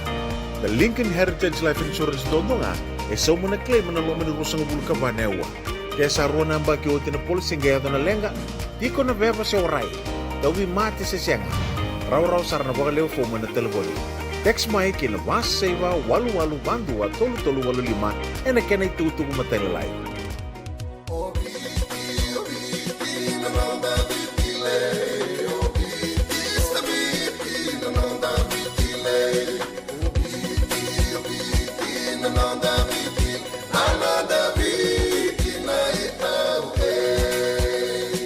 Nonda biti ke ngasi ni buli paulange reki rongodi ena lima na kaloko ena kabini lotulep ve kemundo e Amerika tini karona kaloko ena singa lebu ni baka romboka ve kemundo mai viti ena radio mbula tua bata San Francisco me kauti kenda bata Bedak mbela bata mana kango. Nada ba ya? O sabi laki baka leo fom ni daga yo senga ni kilana na myo dakawa. Ole man lang katakatalangan yo senga tu ni kilana kisida ba na sotaba. Kuni lang ang daw bitong lote kisarangan na bika kitenggore na radio mbulong doa bata. Uy, na program daba. May na veilong niyo. Rungodi na lima na kaloko na biya kabi ni mga rombuka ve kemundo California, tini karuna single mo ni mga rumay ve kemundo viti. Ngoy vito konikina na Connect Fiji Care. Endo na caregiving agency ni Monito K and na Limanan Rao Capital Mall, Suite Rutolo Rolima, Sacramento, California. And the Wingravikina o Mama Kawisi Bosay Langi. Radio Mbulong Vata San Francisco. Mikoti Kenda Vatamay. Senga dina ni karaw-rawan na daka-daka waka caregiver. Ia endo na kainda wipu ke kawaka mamanta taka tu na bengarabi o ia ke tu na kenda tu kakana. Laika na dalo na bisikete na reo bata na sunbells e tinimbulu makau. We kenda tu na senga tiku ni driver se senga ni waka motoka kanda u dren na tu beto seaki. Erto satu wakarao na Divine Pacific Food Mart mai Sacramento merto talaveani na nung ni voli-voli. Rawa sara. We tartarngayani na taliboni diwan 21-12-ono saibarua merto bakarotaka katalada may nanong ni voli-voli ena kenangona totolo tuwa. Divine Pacific Food Mart. Viturua Diwawalu Franklin Boulevard, Sacramento, California. Number di telefoni 21-12-ono saibarua. Ertong garap talangan ikanalay waka sumburian ni nanong yaya. May nanonor to stoa kinanomu mati ni katumba. Radio Mbulong Vata me kauti kenda Vatamai. Mai San Francisco ki burubura. sema mai ngai wose yani.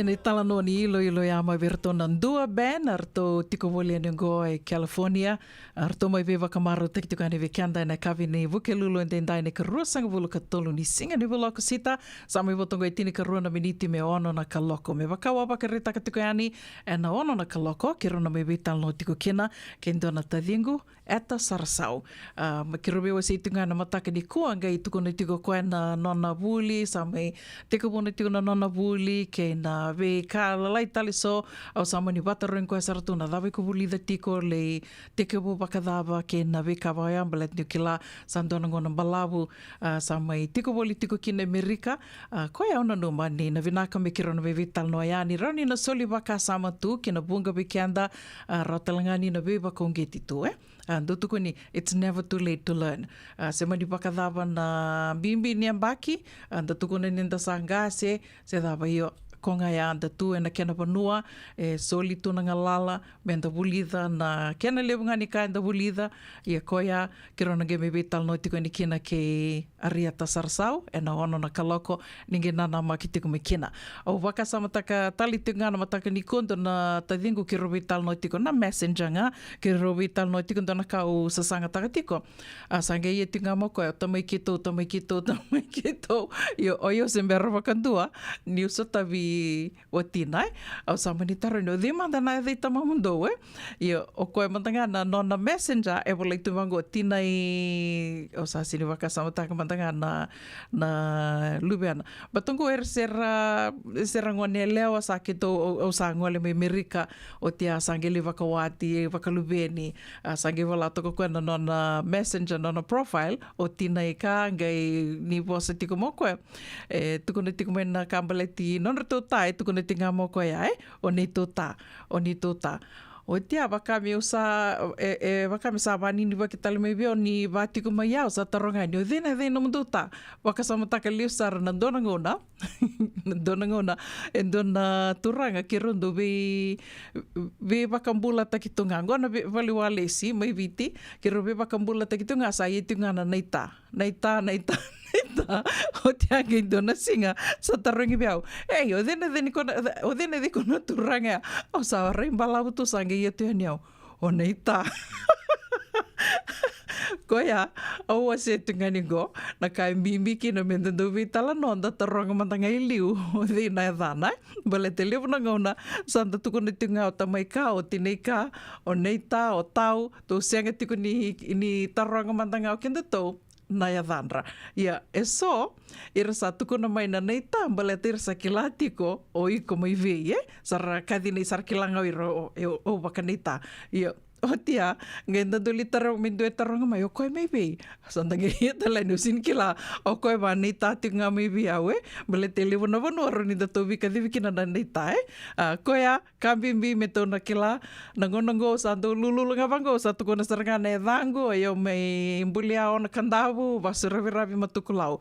E vaia e vei au manda, e rawa na vei maliwai nindagi vei kila itiko, sa rarau tiko nindakila o kongo me kuatali ni loma taro takatali tiku mo koe na e avangu 5 o e o mei vei soli waka sama tinga ani ene kawini kua nana maki tiku mai na ono na kaloko ni rovi tala noa ke ariata sarasau sawatunga e 8 na miniti me ono na kaloko tomani tiku nanda wakarongo sere te ndo tali manda na itawe sere kowe wakambula tiki na vi kimdo ke sarna marama na turanga na ita wakatalanga kina vi mbani mbulbe na kambani Sema tikum beka mai vena kawini kua. Wakatalanga kina ve Sefanaia nangare kau. Nimbula vinaka Sefanaia fancy na thamuni. Wakanuni vinaka tika anu vikiumni. Dylan Low vinaka na sema tikum mai na kawini kua. Wakatalanga kina ve nunguiada. Una isi leo ngata. Ngoer to do bengarawi tiko ve ira na cancer survivors. Mai suba tiko talangana non rito tikindua. Kawalai tiko kina na namba ni non rito empaisa. Rau ninda na vibu ki tueni kina na sasanga rito sasanga tiko kina na vengarawi tiko kina na suva cancer survivors mai viti ka rito tubaka rau me rito na dingo mana kani vibu ke dhabanga e rau ninda na dondolinga tiko ni kina mbula vinaka Dasha Hidden Blood waka nui ni vinaka talitunga yani na kawini kua Senga talani ngole da vitikina Mrs. Titilia nei tini, ni bulvinaka Katie Mere, mo sese radumu, vinaka na sema tiko mai andina sarai, sarandi ngole, sangkei nonda rutu na vi mama. Wakanuni vinaka talitingana vi turanga yanu, Johnny Kisno, vinaka na sema tiko mai na kawini kua, Santa Rosa Mbekangori, wakatan langa kina vi kimro na marama na City Level San Francisco, bulvinaka Neila Chileta, KD Lady D, wakatan langa kina vi Vasiti Rambuka, nimbula bula vinaka wakambula talitu ngai ani ve losa lini marama bola leilain do bula vinaka na sema tiko mai na kavini kua wakambula talitu ngai ani ve Eloni Navarra ke Salo Teniki bula vinaka marama tau au ni taka nioni bula vinaka tiko ke mdo ke desarna tu ranga na marama naita sweet naita do bula.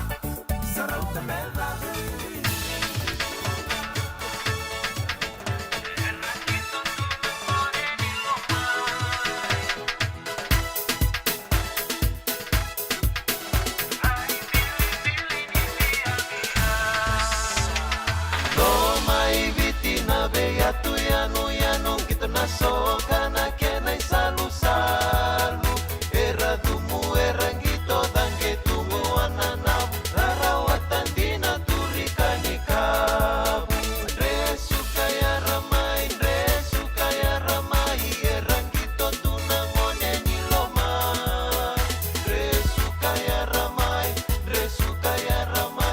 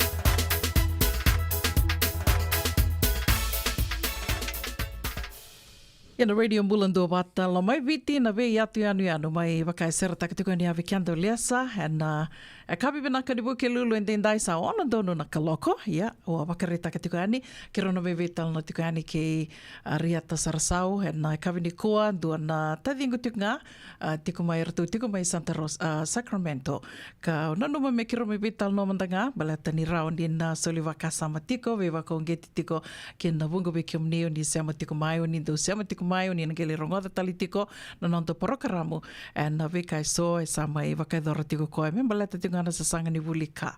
It's not too late to learn, eh? The wara ki eta tiko au biabi bakana numi tali tiko ngai ani na moni madhango au kila ni wasawa se tiko ani na sigmo niti ni keto wakabinubinaka tiko ni sa loma soli tiko sa ilo sina itengi sinia waka tiko mai Australia na ngonongo menandau bimbulang oti tiko mai ndo wakamadala tiko ni oti na bingo na kethe oti kena non retongito na timi ni viti and World Cups and Fiji Waters Flying Fijians non retongito katarabo ya na singa wakaroa ingo nondo tongo na California au kila na oti toka na vitu na mataka ni wakaroa ingo wikento California rona sote tiko kena timi ni England keto sangi vital no takitiko nangona dava me nangai keto siama tiko ani kena wataki sa ilusi na itenge sinia pa Australia and wukuni veitala noia ka tukuni tukutunga o tora rau tiko ni ngo endona turanga e sambo buta vinaka tu and lawa ni rakabi wakambibi and wakatangende dhake me wakana World Cup and veka so rani ni nana makitiko me kina radio mbulando vata ve kiomni nando lata na ve porokarama iso do mai rongo tiko yani and radio mbulando vata ningai semayani se ningai se kova tiko na radio mbulando vata YouTube channel na programa ke de sara e na dau beauty ko ani na YouTube channel mo ningai to le rongo kina e na ngona davanga o ninga lala kina santa na sema sara ningo be ariata sarasau tiko sara mai Sacramento e na kavini kua bulvina kaeta se sa sanga tiko koe me sema mai ente se sarawi koe toko mantanga yani and I kavi ni wukelulu entendai ni sa sivitonga na ono and tolu na miniti ke rona mai vital no tingani o kere ata me mai wase tiko ngayani na vika so me baleta na nona vulika sa na dama de e nona wakasama Benny. Oh, sorry. Sa mai nanumo koe me tomana tali tumadakina na nona vulika. Eta ke rau vitadini, ke rau mai mbuli ao na kandavu ro vitadini na tamai ke rau. Wakawati tahua, ka wasui mawana etai, mawana vanombalavu. Dalidoni, ni voso tiao. Dalidoni vanombalavu. Ia rato wakai tiko mai i Sacramento. Nanguna sarangango, kauna kere ata me na wakambula saramandea ni vikiomni na siama tiko mai na kavini koa. Nakawale muna ni buluvinaka kimni na do barong tiko mai na radio mbula ndua vata. Ni buluvinaka una. Bula eta. O waka binaka sarangana no mo loma soli ka rani ndoro mi vital no tukina na kavini kua. Patini kila o daka tali tuknga binaka vali una no mo bangalala tiki ko mai rani ndoro mi vital no tukina. Ko kila ni na vivo ke sarvaka lebu rani na viva ko ngeti tali tunga veira nando se matiko mai ve ke to na radio bulando bata. Eta ndoro vital no takitiko na no mo buli o tali takavaka lebu na no mo wasia mai na no musami nanomo mo buli tale sa o kera rani ko tal no tanga mai na dava saramanda e wakongeti ko ka sami wakabono mo kala sa nanuma kina mo sali buli tale manda Binaka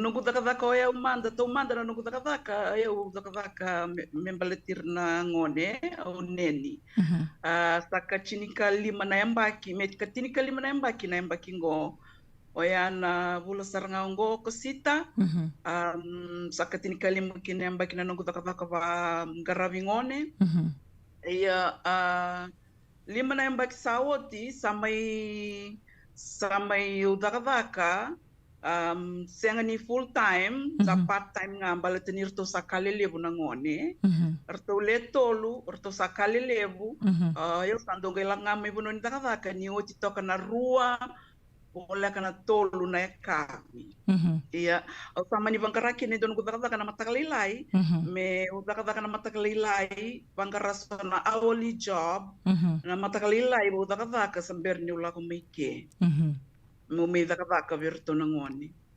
ia sa taka mai na taka o tia mai senga na taka sa mai bangkanggar talitiko o tiro na pula no bangkanggar tiko sindo tiko na hourly job na matakalilai mai kiasa ranga undambi tiko ipalin dona singa o saba kata mataka ona singrin tiko ngabango baka biya we balu singa ona minda me tiko nga ipalin na matakalilai sindo na kaya nakatiko o bilang nga may bibol na kata ni sawo tito kana tolo baka ko saba rata katika o tina rua pula kana tolo o sa kaya baka samataka herin do tali na kamo da kaba la ko may viao ngai ngono ni ngone amin nang ko na nungu vakasama tiko ya do na kurni buli bola katingana ni to tiko it's like a 7 minutes drive away from home na American River College la ko sari kana nungu panana no o wasar ngoyao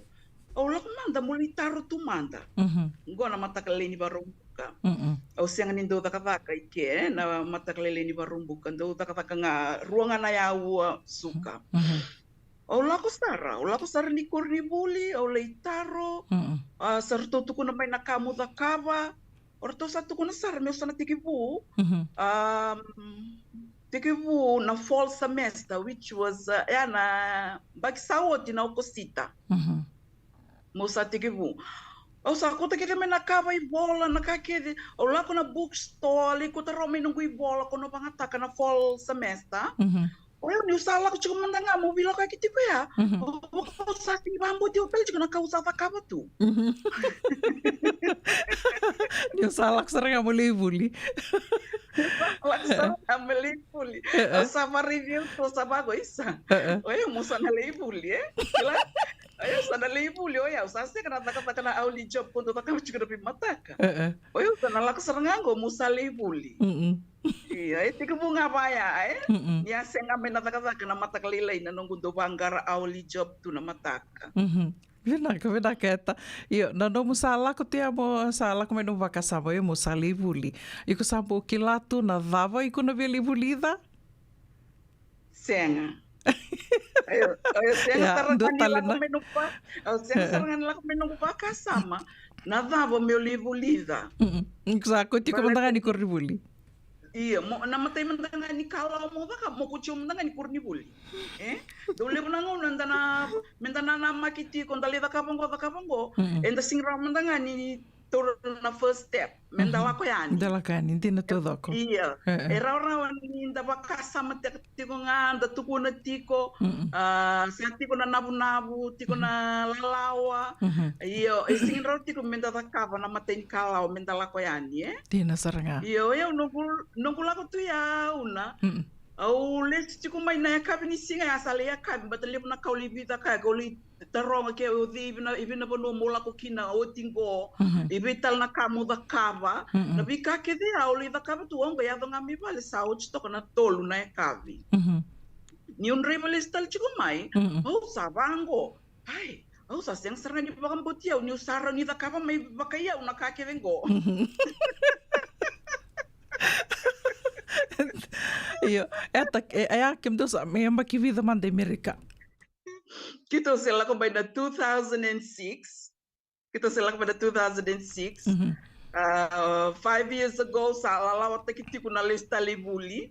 Gay singin rawat tiko baleta ni usia taka tiko full time. Iya nanitula ko maya na 2006. Aseng mandanga ni dua itu kuna biyau sebi kito ni kito routal ni labuli o ya routal ni labuli ya kem do la kamay na 2006 ya do green card mai iya kito green card iya Benaka kito green card na kaukai tiko ngo una a senga nindo e tukuna ni kenda wakana i tamba ngo e rani lako tali buli. Dina, sa totokan dina saranga sama ni o lako tu iani o sa livata taror tu sa tukuna mai io iku saro ni vuli. Io, o tia, na ngona thava sa kangi bandi takakina o io sana mo tiku bubuli ngona ka ubia vulida. Ngona thava. Na ngona saranga o salaka di.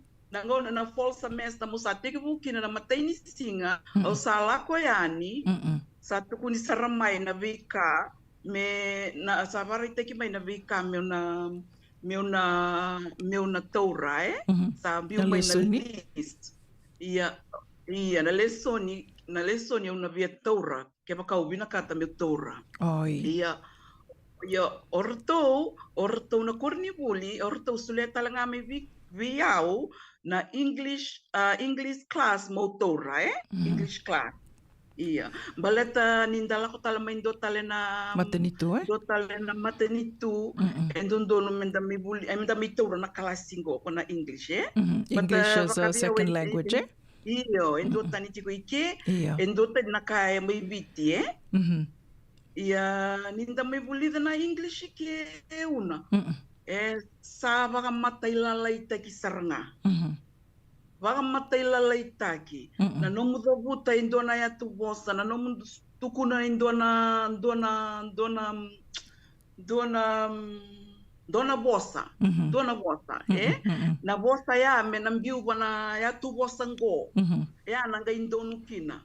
Ia sona ya tu bosa ninda ni rongo da tiko una. Ria o isingi rongo.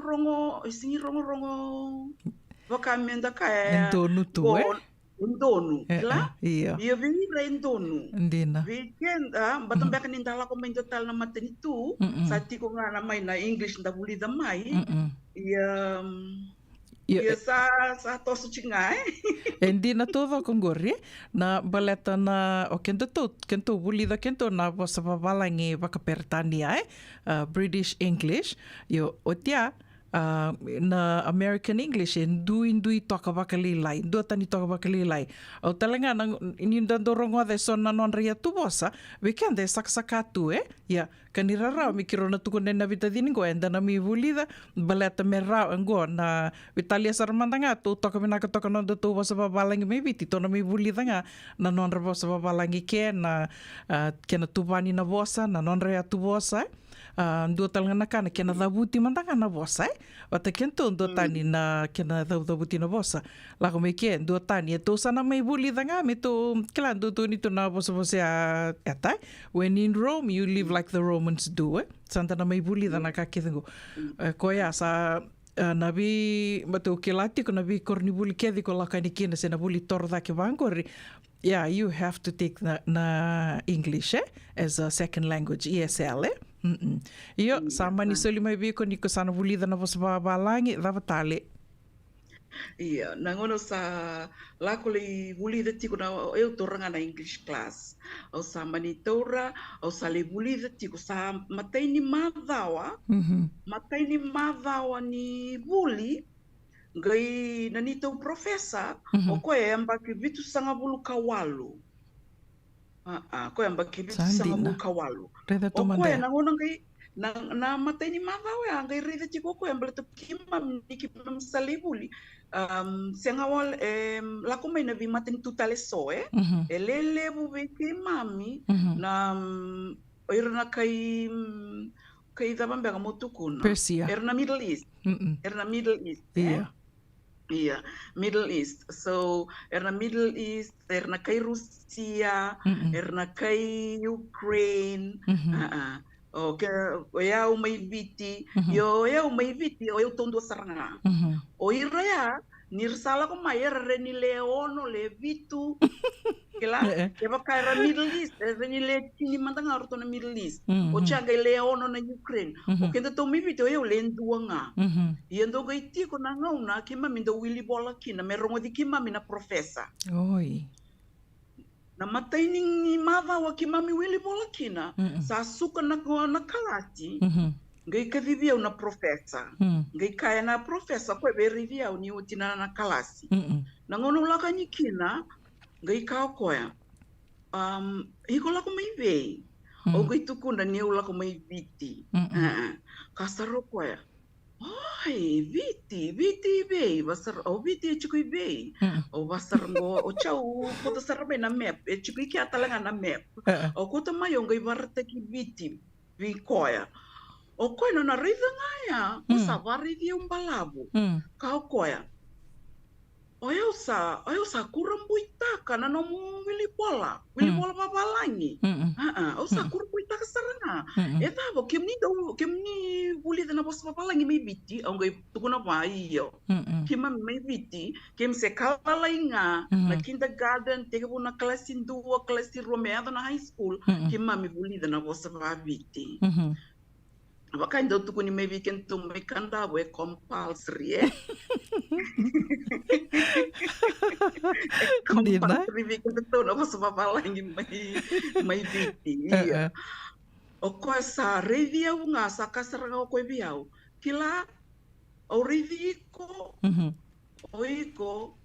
Ke pulida wakoukoua na English ike. O iko re ni tiuta.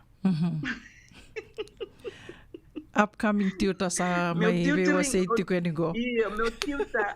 Ia, meu tiuta vira na vimatani tutale so kora tiko ya, Totoka. Yo, nangau na ya, bersar tungan dona kai tiko no kubaka samo eu muli tava. Oi. Kela ko chingango na buli. Vossa babalangi. Kela ko chingana buli vossa babalangi, ia. Ia. Totoka. Ia watava nei duru eta. Okay, nei duru, Nei duru ni college kina bekai ko peli bulida e patau ke bekai ko sumang na bekai ko itu na bebu kini matentu me suma na duru ia apply taki apply taki. Ia ni sa wina kata na duru me soma na matinitu na kain don mitiku ko na no high school diploma certificate. Ia o iau e senga na nongu. E senga nongu high school diploma certificate. Na e senga pakandua ni vai alo leilei te kiau. Vosso tiau e tau takosonga i kia, na high school da diploma go, waka maybe te kia waka kenda sa e dhoba ni na FSL da formu 1, Formu 1 o kila na ngona bea ngona formu 2, Ia wekin tō na sa kona certificate ndo soli mea ia na high school diploma i ke, waka toka ia na high school diploma, ke waka mi ko wako tia binaka na high school mai viti, Ia, e tau kila ni ui kua waka o tia na high school. No mo mitu kona tingor ni senga na high school diploma, but ni asa vida bata na ambaki, se ambaki, kila ni indu na kornibuli mai viti tiko ngana, e baka ala tiko ngana na ngauna, se na balabu ni ngauna, na ambaki e rani maroroi tiko kina na Ministry of Education, na nomu high school diploma, se na, o sini baka samtaka rana bosa, na accreditation, se dona kawaya. Ko me kau mai, me tange kuta mai wango, Ia. Ko ia na high school diploma ke. Ia. Ia na kaya ni o sala ko mai do tal na matinitu i ko mo kota chiko mai. Ia o eu se bulisar na 89, 90, Ia ni sa tuku ni me via o kota ya nia. E via o vai lo leite ke una. Kila baleta ni nangangan resati ko biau ni o bina kata me uli bulitale. Dina. E senga bakando ni vai alo leite ke au me ulestale mai vale mo mai tukuna sa mai tao tu na kango baleta na ka ko e bina kati chiko mengo i kurni buli. E senga bakando una. Au lako nga mai vale au mai sangata le mo bangara ndo na kurni buli mo buli kina mo buli ta kina na high school diploma ke. Baleta ni rawa. Oi, maleta ni sa senga ni rau me viti, iku sange me sa sanga takanga me morawata na mo high school diploma i ke, Ia, mo da kava ngai ke no high school diploma. O sange ki da kava. Sa te ko wuti ko. Ia Te ko baka dava ia eta. na nungu may tikabu na high school diploma ke. Iya. Baleta ni sabi na kati may na nungu high school diploma in on reni so mikina na mereni to weibu kina na matintu na so mina nungu duru. Right. Iya. Iya. Iya ke baka sa senga ya. Oi como vakaba na high school diploma ke. Baleta na ngona sa raw kina na certificate e nanga isto mo na matintu na no mubuli. Iyo. Iya go sa tekabutiko ngona nungu bulita na high school diploma. Iyo, o taka wakadaba mo li rawata na high school se me li tikabu na no mubuli mera ni rau kina na high school diploma. O lako ngai na kornibuli ngā o i kua lako kine ana matini ngona, se artu se lia mai viko na artu wakasala tiki kumai, kumo lako i kie, mo li dhakaba na mo high school diploma. E dhakambeka bādhawa ya. Baleta ngondo rubi wasi tiko vira na sa toi ambaki vata, ke la sara maindende talitunga Amerika rangai via vuli. Ia na kaiwi na kakina una ni ratuna counselors i kornibuli, In a college. Ia, in a college. O ira sakai tukuna. Iko na lako ngā li reda na ngoi so na list ni kornibuli era vakaba na high school diploma ike. Oi. Sakai soli mai, o eu sakai reda ngā koe bole katundu i wale. Totoka. Ia. O ngai reda ngā koe bole katundu i wale, o sakai ngirita na kena namba. Yung ngirita na kena namba, kasar-sar to tukuna lako saranga mai, miko may vale form, o filta kandona form, na nungu information kede, o certo sangai tukuna na yakabi, ento nang kasnibuli, nang giritiko ene na bimama na ono na yakabi. O sa lako maya, o sa may wara kating nang giri. O chingaya sa giri may na kasnibuli, kirobi busaki, vana taliboni, sa manitarong yung koya, me kirobi busaki tiko ya, kwa gay batarong yung tiko elevo na ka, ni robi busaki tiko ya, me rinre daw koya, na nungu bosa babalangi. Santina. Meron ni kilau ko e bena bono mimbiti ko kinai. Bena bono mimbiti ko kina. Ini sa otia sanga isulio mo ko endo na ulutanga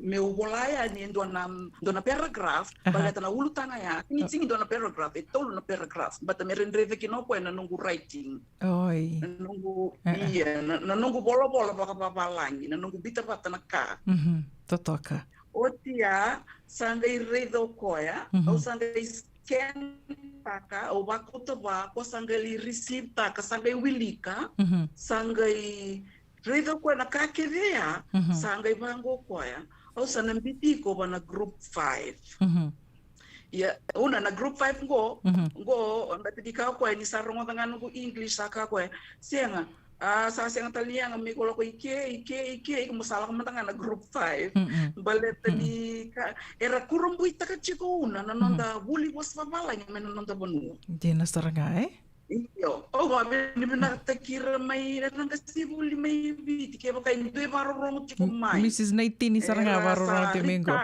Iya, kaya baka paritaya, nakabalebo.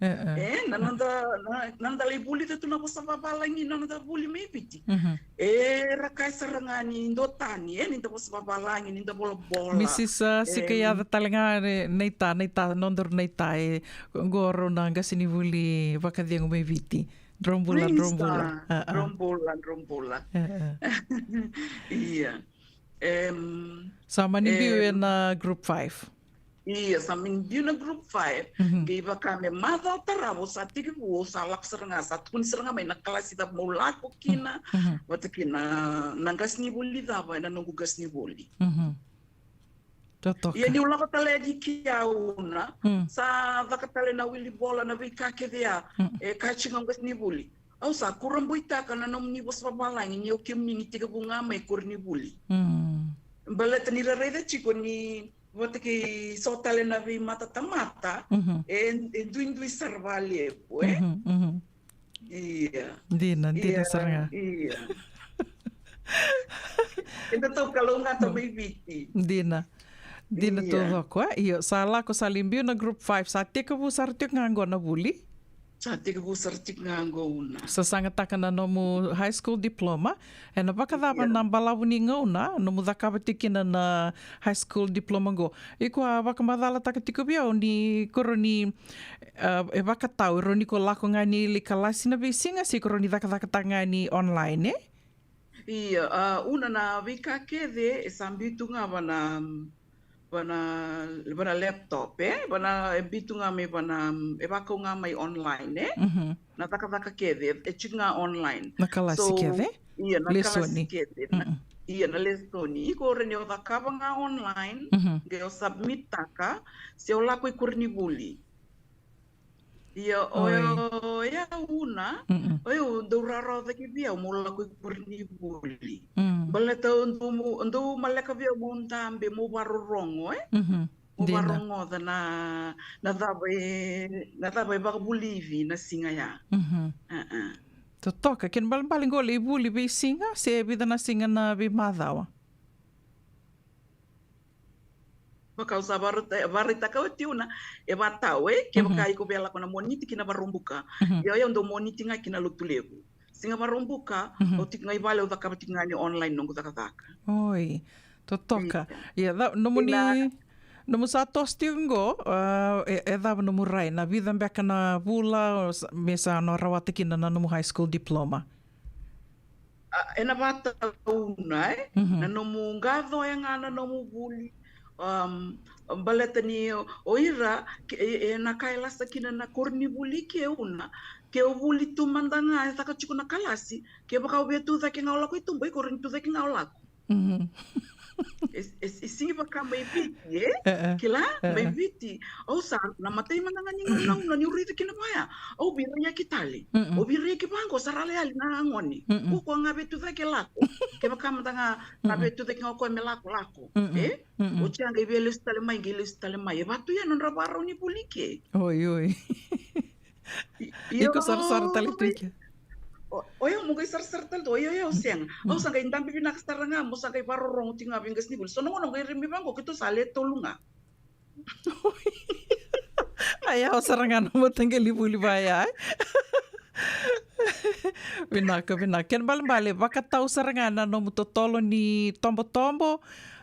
Ke na nomu ngado e tiku na nomu buli ya na baya na balawuningo na mona rawata kina nomu high school diploma eta iko atu kuna biona mataka ni kua ni sa li tiku buli baya sa suli ke mai na yaya ke diku na ngandreba mo waka nga taka membaleta na nomu buli roni ba madala manda kina o kila ni sa bola ke ni tombo ki anda tiku na ngauna na kabini kua. Iya, vinaka una na ngono i koliti ko ni kina na ngono mo saliti ko bubuli kina erto satu kuna talanga mai tiko talanga na free laptop fati kina free phone. Ya wa. Iya na telefoningo telefoniko bakame ko lako pata tu bango chai ngai dolabo ni kun dolabo bango it's a big screen ikuri ni takavaka ngamai kina. Ya free ke ditu ya. Biko lako ngau le filta kana kena form o kota virto orto na ngai solia mai. Totoka. Sa ndona kana bulike, lako patatuna kena yaya o bangataka, sianga taleni oli bangarasi mo nanu mutiko kuna lebolia. Totoka. Ken balambali na nomu na duru ni high school diploma e senga ni somi. Senga ni somi, ko e free. Totoka ba ko tia. O tia na ngona sa rawati kina nomu high school diploma sa nangai bakatau iki ai ku sa nangai baka mo wakatula wataka se dava manda na lesoni kuna via bulida kla me tomani kina na no mubulika no musa sanga tingori Iya, oyo usana takataka manda ngai liu bana nungu high school diploma musa taka manda ngai liu ya como tadi pakasa mata katal na kalas taleso musa taka manda ngango mo focus kina baleta merawa totoka una sandona kana bulia takati ngomba lete libu na ka ikundo libu na ka manda enda do wao ngai kenta tukina esana musu mai balalai baleta na focus mesa chiku mandanga na mukani puli dina sarngai ke senga kroni kada mboti tal non tu bakasa manda libu ni ka tu wa oso sta ka tu ni kinai Vinaka vale vueta sa tombo ki kenda ruko songauna au lui taka ni rauni na vivu ke bakalile vi kimdo wa bimbi o nei ta la sarusa toka ilangi levu taka mengo na nona bola eta au kilanda o tingor ngeli va wili ka toka mandana kai va bola toka mengo. Vinaka na ita. Ronina soli wakasama tiko veke menina sama tiko mai na kavini kua senga ni au tali taka no mu singeleti eta it's never too late totoka. Yes, it's never too late to learn, Gona nito moto I kuribuli. Reida mandea totoka wakot it's never too late to learn. Kona non tonga sini wili manda samba ki vitu sanga bulu ka walu wada watu ya. Iya. Una ndo talana ka webari taka. Kila kenda dona numutu na iteuke ni sandangasi kenda sasingrautan lebuli Iya ndo na turanga kita buli mata tiko ko yamba ki vitu sanga bulu kalima. Wow. Iyo. Sa viva ungeti saranga vikenda to. Viva ungeti vikenda iya. Venaka vale bu ata do tala kavia wasia virto na se matiko mena kavini kua se vira tale na geli rongo da tali tiko na vital nongo. Isso, vinaka una kebaka ngai sora naki tiko mera lesu tali buli vitalia na yamba kizabo tukina lesu tali buli kebaka ubina kata mo lesu ibuli senga tuni ala ni weekenda na libuli na bono lebungo Amerika de tuna kena na vika menda vakava tuna ya menda baka ngataka tuna ilabu ni matini tu so mana nonta buli kenda ba bina bina kan dala ko mai dona bono levu o ba mboto talengan minda ba bina kata talengan na klo bato ko nga bi ko ti ku mai nila la kumbala bungo ko soliti kono bakasa mana buku iyo ko soliti ku weekend na kamenda da kaba itu na weekend na kamenda da kaba o ba bina kata kina na kalongo bina ka una ko ngaya Vinaka vale sista eta sarsau ke baka ninge via taronga tali sona taro tiko talinga ko na messenger eta sarsau ya da baka nga taka tiko na messenger sama ida tali tiko kiana nonda vitala noa o tongo rusa nga vulka walu na miniti me vitu na kaloko na ngona talinga go sanda na sama sar tiko ni kina ngona baka rotaki kartondo vi garavi tiko kina na New Methodist Christian Fellowship USA. Usana mai dava talenga kia, usana tatau talitik ngai ani mea dava nangauna, danange mei verongo dinto mo talitikina, na kawini mataka, ni te wakadingo tok manda.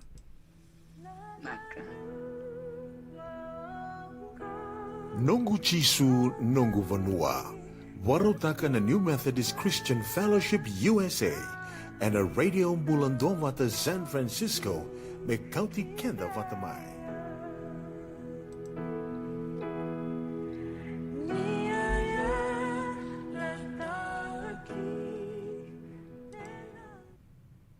So I got used to her sewing, and she was very gifted in the sense that if I show her a pattern, and then, like, move on, I have my family. If I show her a pattern, she just look at that pattern. She knows exactly. Wow. She's so gifted. But I think none of us daughters follow the mommy. And she does free cutting and sewing exactly. She doesn't take measurements. She doesn't use measuring tape. Wow. She just look at the people. She knows exactly. And it's just a fit. Yeah, and she's so mamakoto. And I was so used to her because she lives with me. I was so used to her. Imagine, I grew up. I've never bought anything. I've never looked around for somebody to sew my clothes. From my young days to my high school days to my Wanela days, even though the Wanela days was so short because I got married early. And my Wakawati days. I've never looked out for a tailor. And not only that, she cooks. She cooks and she bakes.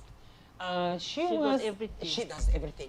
Because when she was in the village, she grew up in the family of Tui Wadi, like the Tui for the Koro that she's from. And they had this Reverend Davis, who is a missionary for the church. I mean, for Christianity. And they came and they live in Lakemba. And my mom was taken and it's actually stayed.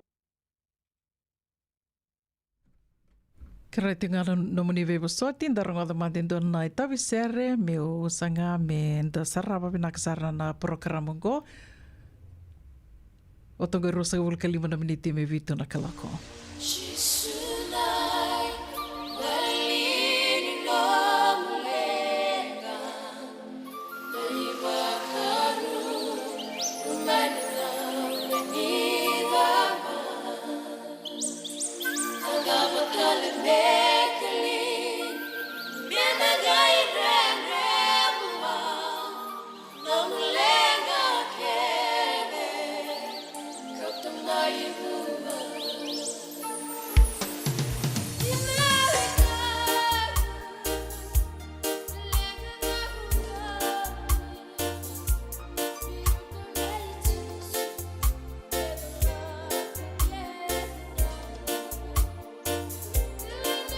So I got used to her coming.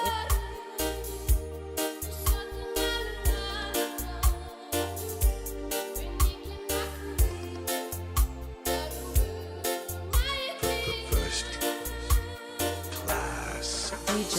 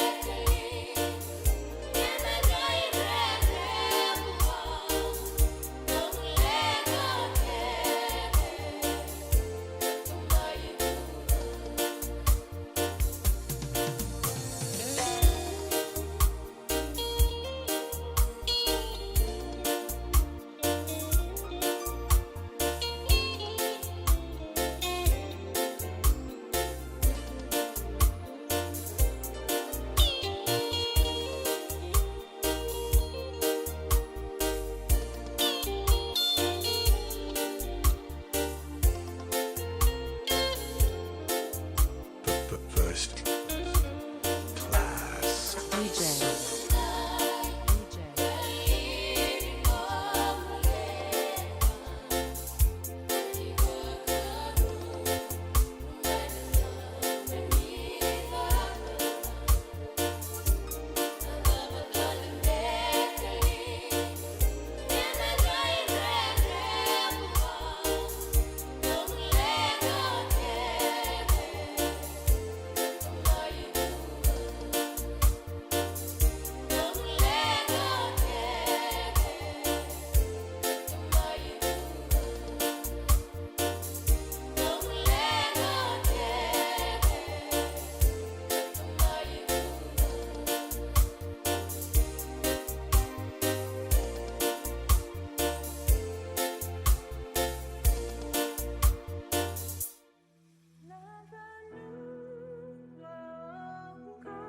Nongu Chisu Nongu Vanua. Warotaka na New Methodist Christian Fellowship USA and a Radio Mbulando Vata San Francisco me County Kenda Vatamai.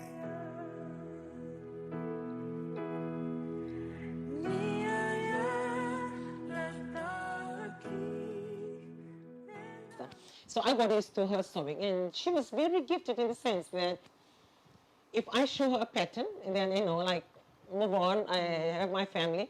If I show her a pattern, she just look at that pattern. She knows exactly. Wow. She's so gifted. But I think none of us daughters follow the mommy. And she does free cutting and sewing exactly. She doesn't take measurements. She doesn't use measuring tape. Wow. She just look at the people. She knows exactly. And it's just a fit. Yeah, and she's so mamakoto. And I was so used to her because she lives with me. I was so used to her. Imagine, I grew up, I've never bought anything. I've never looked around for somebody to sew my clothes. From my young days to my high school days to my Wanela days, even though the Wanela days was so short because I got married early. And my Wakawati days, I've never looked out for a tailor. And not only that, she cooks. She cooks and she bakes. She does everything. She does everything. Because when she was in the village, she grew up in the family of Tui Wadiwadi, like the Tui for the Koro that she's from. And they had this Reverend Davis, who is a missionary for the church. I mean, for Christianity. And they came and they live in Lakemba. And my mom was taken and it's actually stayed with them. Wow. She does apple tart, she does pineapple turnover, she crochet. She crochet everything, Auntie Baby. She crochet bed sheets, pillowcase. Hardly we see that now. No, Hardly. she does free crochet and all the colors. She does a design even for the, like I say, like for that, the tissue box holder. And she's so cute on the starch and make things stand. Oh, wow. She crocheted a swans. Oh, she's so gifted, my mother. Very gifted. So I grew up not looking out for somebody to sew my clothes. I've never gone out to the restaurant. She cooks the best, and my husband can be a testament to that. She cooks the best. We've never gone. Not until my mom died, then I went to the restaurant. Then I started looking for somebody to sew my clothes. So when my dad passed away, that was our means of survival. My mom looked after us on her own. My two elder siblings, one was working for Westpac, one was with BSP, and they moved on with their lives. But it was me and my other brother that was with my mom. And our only means was her sewing. She sews. Whoever comes in, she sews. She'll sew in the middle of the night, early hours of the morning. She loved the job. Yeah, she loved her job. And that money helped us. It really helped us. And I still remember the days when because she's diabetic. And imagine, after having her leg amputed, my mom still sew. So come the days when I tell her, stop sewing, you don't need to, we are good. But she loves sewing. Why I'm sharing this? Because when you learn that talent, it doesn't have any timeline. Because you sew to get money in, and people are always looking for tailor. Yes. And your take would be, most places like to sew a dress is about $20, and a skirt is about $15. So you can even, bring it down to $10, and you make your money. So you pull more customers to your end, and you get that, and money come in. And then when you're tired, so if you're up to it, then you overwork yourself. Like my mother, she can sleep in the middle of the night. I got her electrical sewing machine, but one thing about my mom, no matter what sewing machine I brought her, Auntie Peggy, she used to have a singer that ran, S-I-N-G-E-R. Oh yeah, the little pedal one. Kaya sa luto na totally everything. It's like a walking skeleton. Only the thing is moving, and this thing is moving. The foot, the machine foot, and only that those two are working. Now bottom. My brother had to do, a small timber to hold. But yet, she's got option for the sewing machine, but she always go for this one here. And then I tell her, comfortable for that? Yeah. And said, why can't you use that one there? I said, I know, I just like my old machine. And she loves the old machine. I guess, she gets so attached to it. And I had a friend from Taiwan. We worked together for the airline for about, the parents came here for PATHCO. They used to work for PATHCO. And she was from Taiwan. So they've lived here for the last 10 years. And when she moved back, the parents passed away. When she has to move back, she left everything with me. And one of it was another two sewing machine, which I gave to her. So it's like the one I bought and the two sewing machine. But my mother, she still is the singer sewing machine. And, just what we are sharing this morning, you will never run out because you have acquired the talent and the skills. You can sew at any time, and you become your own boss. I used to see my mother. She does that. She will tell me, okay, what can I contribute? To. That's what when I was still single. And I said, okay, we need to pay this, we need to pay that, we need to pay that. And so my brother, even though he has moved out of the house, he'll give a little bit of money to help us. And she said, okay, I can sew this, that, and that. And she'll stay up the night. Or she'll work for 2 days, clear our bill, and then she'll relax the remaining days. So you become your own boss. Other than going to a garment factory, you say, hurry up, cut, red, sew, like those kind of things. But you become your own boss, and you determine the finances coming in. And even for baking, like for us here, I have Auntie Luisa who works with us, and she's got her daughter Tale, and Tale bakes. So even Auntie Luisa bake, and I used to tell them, we have a team that is catering every week. They are rostered. And I said, put up your price list. If you know you're good in making sandwiches, put it up. Yes, tell the team that you can make nice sandwiches. You market yourself. Yes, exactly. That's one thing I say about it, okay. Money, and when somebody else sell, you buy all of that. Yeah. I see that we always sell ourselves short, especially for it, okay. Yes. No, be proud of yourself that you can do it. You can do it. You can do it. Don't compare yourself with anybody else. You are just uniquely yourself. And when I, tell the staff, these ladies in the admin office, at first they were taken back and said, look, don't smile, write down. Show your sandwich, how much? If you bake, how much? Put it up on the notice board, and then tell them, when you roast for next week, I make pies.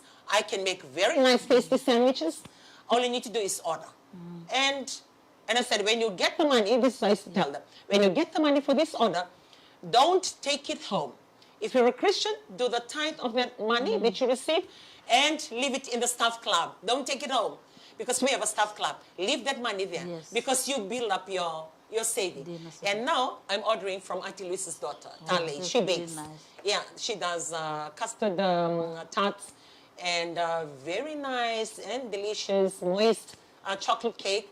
But my best is the yogurt pie. I like that. She does the yogurt. Yes. Oh, that is so beautiful. And I ordered some too last week.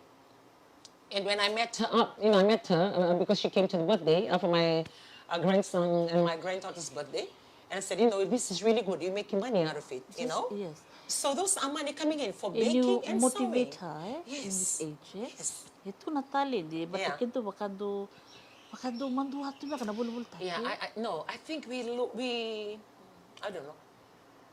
We are not confident. It's like we look down on ourselves. It's like we never believe that we can make it. But you see the Indian, they sell roti everywhere. Yeah, no. Persistent, eh? But you know what? I worked in this company that, it's multi-ethnic.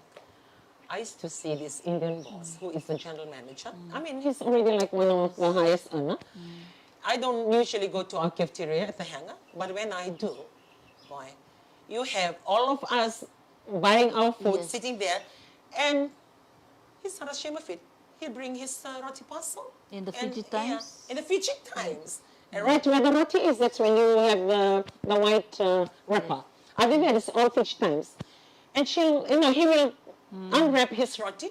And we are all eating the food like we've just bought from there. The money going there. Yeah. And we are much, much lower in like earning and category, the staff category. And he's already a GM with his roti parcel, eating there. And I'm looking, okay, And gali bibeki mami na ito kay kanapaya. Nani mami dino talaga to berto ya. So it's like, there are days when you don't have money. And when you get your pay, like you want to say, you get your pay today, you ask for dinner again the next day. Because we live from payday to payday. Yeah. And I think we need to change that mentality. I think we so sarang na mo woli. I know it's hard to buy bulk, but it might be paying rent and all that. But start manangin 4 kg. Yeah. Makuriba some takay. Even the blue omo before the packet. Yeah. Indian they don't buy action a lot. They pour the boiled water in the container ice cream with that omo and leave it. But just sana cocoa, then you make it as a bar. Then you use it for washing dish. I buy Axion. That's another cheaper version for me. I mean, How does it, no, like you put the omo in the continental ice cream, and then you put the hot water. So you mix chicken, sana rin may sa thick paste. Then you leave it for a while, just a hot man. Then you just cut it, and you keep it for your. Yeah, those are the tips that we need. See, It those was are the that time little ways of saving. $1.50, but I don't know, might be $2 now. What kuna omo kuka Yeah, the blue, pack, yeah. And then you just use it. That's what they are blessed to have that. Kento say, Well, my TV teams, Omo will work well for us. Axion is too expensive. Yeah, that's a good one. I like that. Yeah. Well, you should share all these tips because I learned the bottle cap one. Yeah. I don't put as much oil when I do my onions, but when I learned that, I went to it. Yeah. And it really lasts. Even my daughter Fatima, she always tell me, Mom, di na sar nga na onion may brown nga na onion. And then we can to the mato chuna tabay lalay ni waway. We have to buy the big gallon, oil. yeah, I buy And they sell refill also. Yes. That gallon like a refill. But can to do You can do refill at Shop and Save if you do refill. Shop and Save do refill. And at one stage I bought the big gallon, the yellow one. Yes. Oh, the yellow one is that lasts for months. Yes. And I get the pump, the pump ni kerosene. We still have a shop. And then to go fill the kerosene or the benzene, you have to do the pump. And you can get the pump too from Shop and Save. So I had that gallon running for a very long time. It's a yellow gallon. And when you get that, it'll last you for months. Yes. And then what I do, out of that pump, I pump it into the empty, as I empty the gallon, I pump, and then we use And that. that's the Indian belief too. Like you have a blessing on it, and on Rambuta, like to have a refill in a bottle, and you put it bang tak na tabak, bang tak na kalibya, have a kind of blessing do yali. That's they believe. And na kana non rabaka sampak na kayo. Kento siya gallon nga to. O check gay dive tiyan na paras. Well, but thank you for these tips. Yeah, these are good living tips that we can save money. And look what I said. Maybe you say to yourself, I have enough money that I can buy lots of gallons of oil. We do know that. But if you can live like that and save that kind of money that you're using, that same finances can either go towards your savings that you can top it up, or go towards something that you're saving towards. Like buying a car or buying a house. Sometimes, like you need for people to be able to buy a property and you're looking for a job for you to be able to do that. But you can save that money. And for those of you that are tuning in outside Fiji, the takeout food are very, very cheap. Very cheap. Like it's so attractive. Like it's tempting. Because they're so cheap. And then in your mind, you say, okay, I'm earning because you have the money. And you're tempted to buy takeout. But if you can control yourself to save that, like the urge to buy, the urge is still there. When you urge to buy, then you say, okay, agree with your family, talk about it with your wife, or talk about it with your children to say, okay, we used to go out for 2 days or 3 days in a week, or 5 days. Now we will reduce it to 2 days. If you have been going for 3 days, reduce it to 2, or even to 1. When you reduce the days, and then you tell them, the same money that we used to go and use this money, we're going to put it aside and get a money box. I brought actually this money box to share with us. This is Lekila, my granddaughter, who is the youngest granddaughter of mine. And she's turning 3 today. We went together to go and buy some party flavors for her at the dollar shop. We went to the dollar shop to go and get little things to put in the party flavors. So I went with her mother and her brother. We were busy looking for the party flavors. This kid, she's so matured. She came running with this. She said, Nana, I need to save my money. Nana, my money.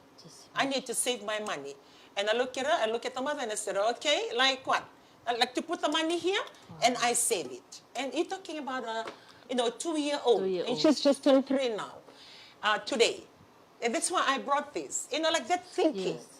Maybe because they're Nana, so they always tell me at home, I miss Patel.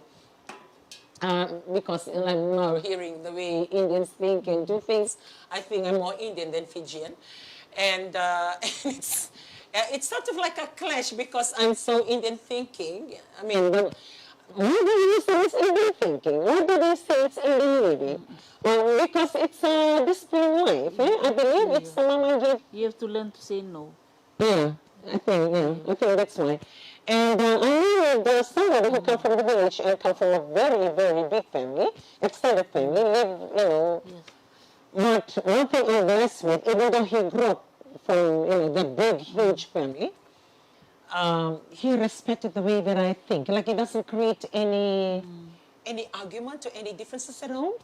For him to say, oh, no, you are, too Indonesian, can you get out of my house? Like, he doesn't say those things. He's sort of like, blend in and accept the way that I live. Because that was the only way I know. I didn't know about that. I was introduced to something new when I married him.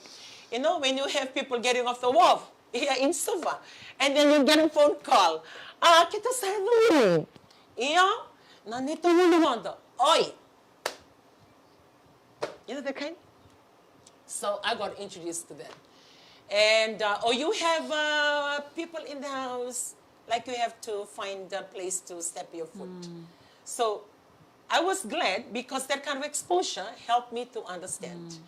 And I love my husband's family, and they know they're listening. I love you people, and they understand me too. Because like for me, it's like a yes, and a no. If I don't like anything, I just say it the way it is. It's very unusual for it okay though, because you don't speak up.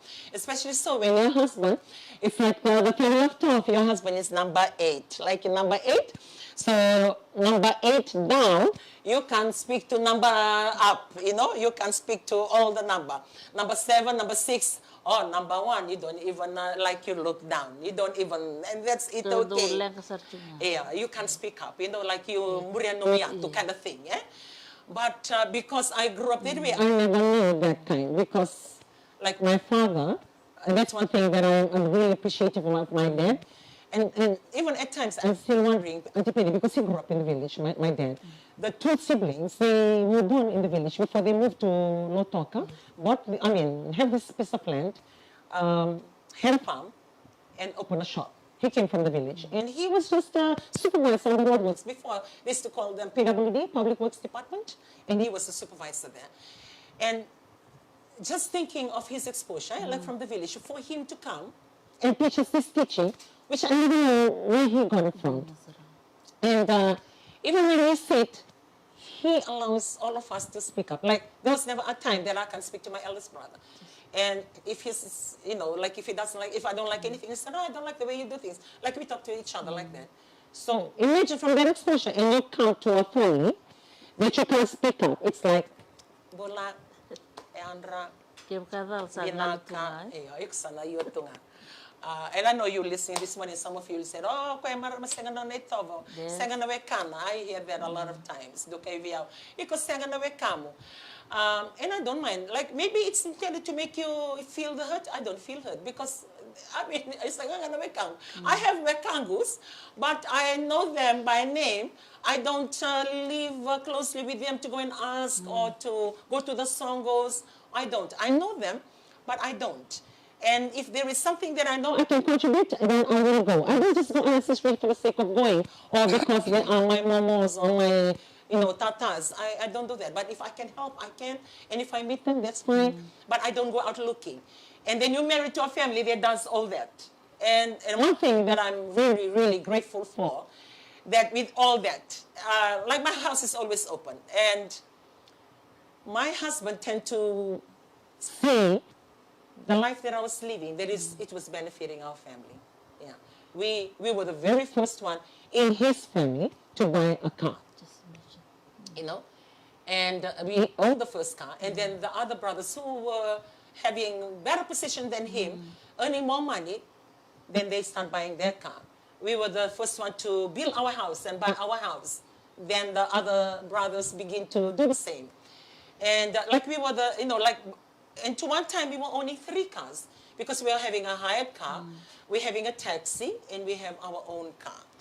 And he was liking the way, that the way I was living and the kind of exposure that I have, that is benefiting our family.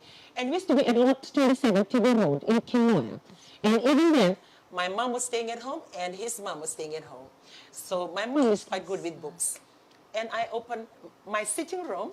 I look for they have this barricaded windows. So I took down the thing inside, the louvers, like to be open on the door. And I have my sitting room. So one half, I put the lounge area there. The other half, I got the shelving, and I turned it into a shop. So I bought this. That's in the sitting room. In the sitting room. And it became and then we called the shop, we named the shop to his house in the village, Matandolo. And our shop was Matandolo shop. And our taxi, the hired car, and the taxi was Matandolo taxi. So I did a card, and I was making business. But we were working at the airline. I mean, both of us were working in the airline then. We were working, but I was making my money here. And my mother looked after the books. And my mother-in-law did the filling of kerosene and all those kind of things. And I have a sister-in-law, Auntie Valili, you may be listening to the program this morning. I pay her to come home. So I pay her every week just to come and be with my mom, to supervise them, and then go back home when I come back in the afternoon. And that's how we were living. The way I was going that way, like this is mine to go. Yeah, but something happened. I mean, God changed my life and made me to be the way I am today. And like what I wanted to share with us today, we are not saying that it's okay or Fijian living is bad.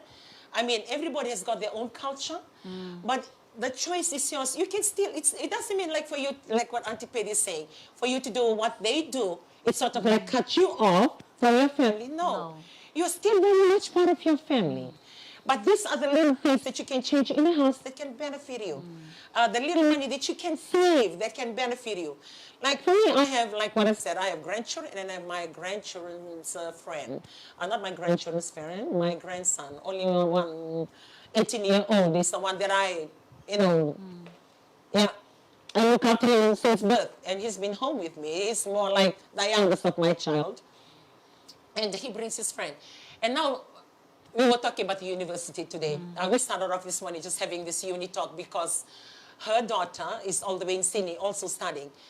And when we were talking about, with Joshua, so every now and then, after we have our serious talk, then he'll pop into the room and said, Nana, the things we discussed? What about Carlos and Junior? I said, look, wait. Right now, I have you. After you, good. See, these two, they have their own parents.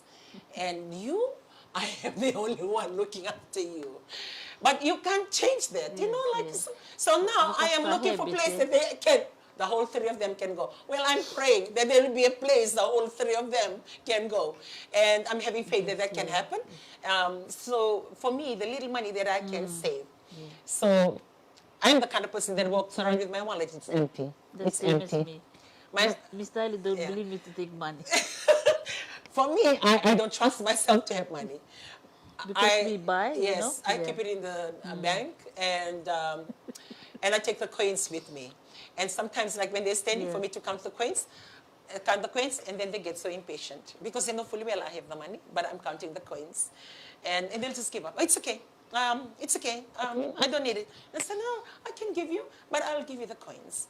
And I have like a coin canister in my office that all the change I'll put there. And then I'll call out to the ladies when they go to the bank.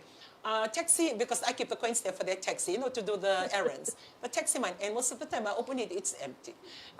Because my children knows the bottle at the back, and that's where I keep all the coins. So little things, little things. To me, if I look at a 10 cents and find a 10 cents, I'll pick it up because that 10 cents add up to $1, and that dollar add up to $10, and that $10 add up to 100, and that 100 add up to 1,000, and it keeps on going.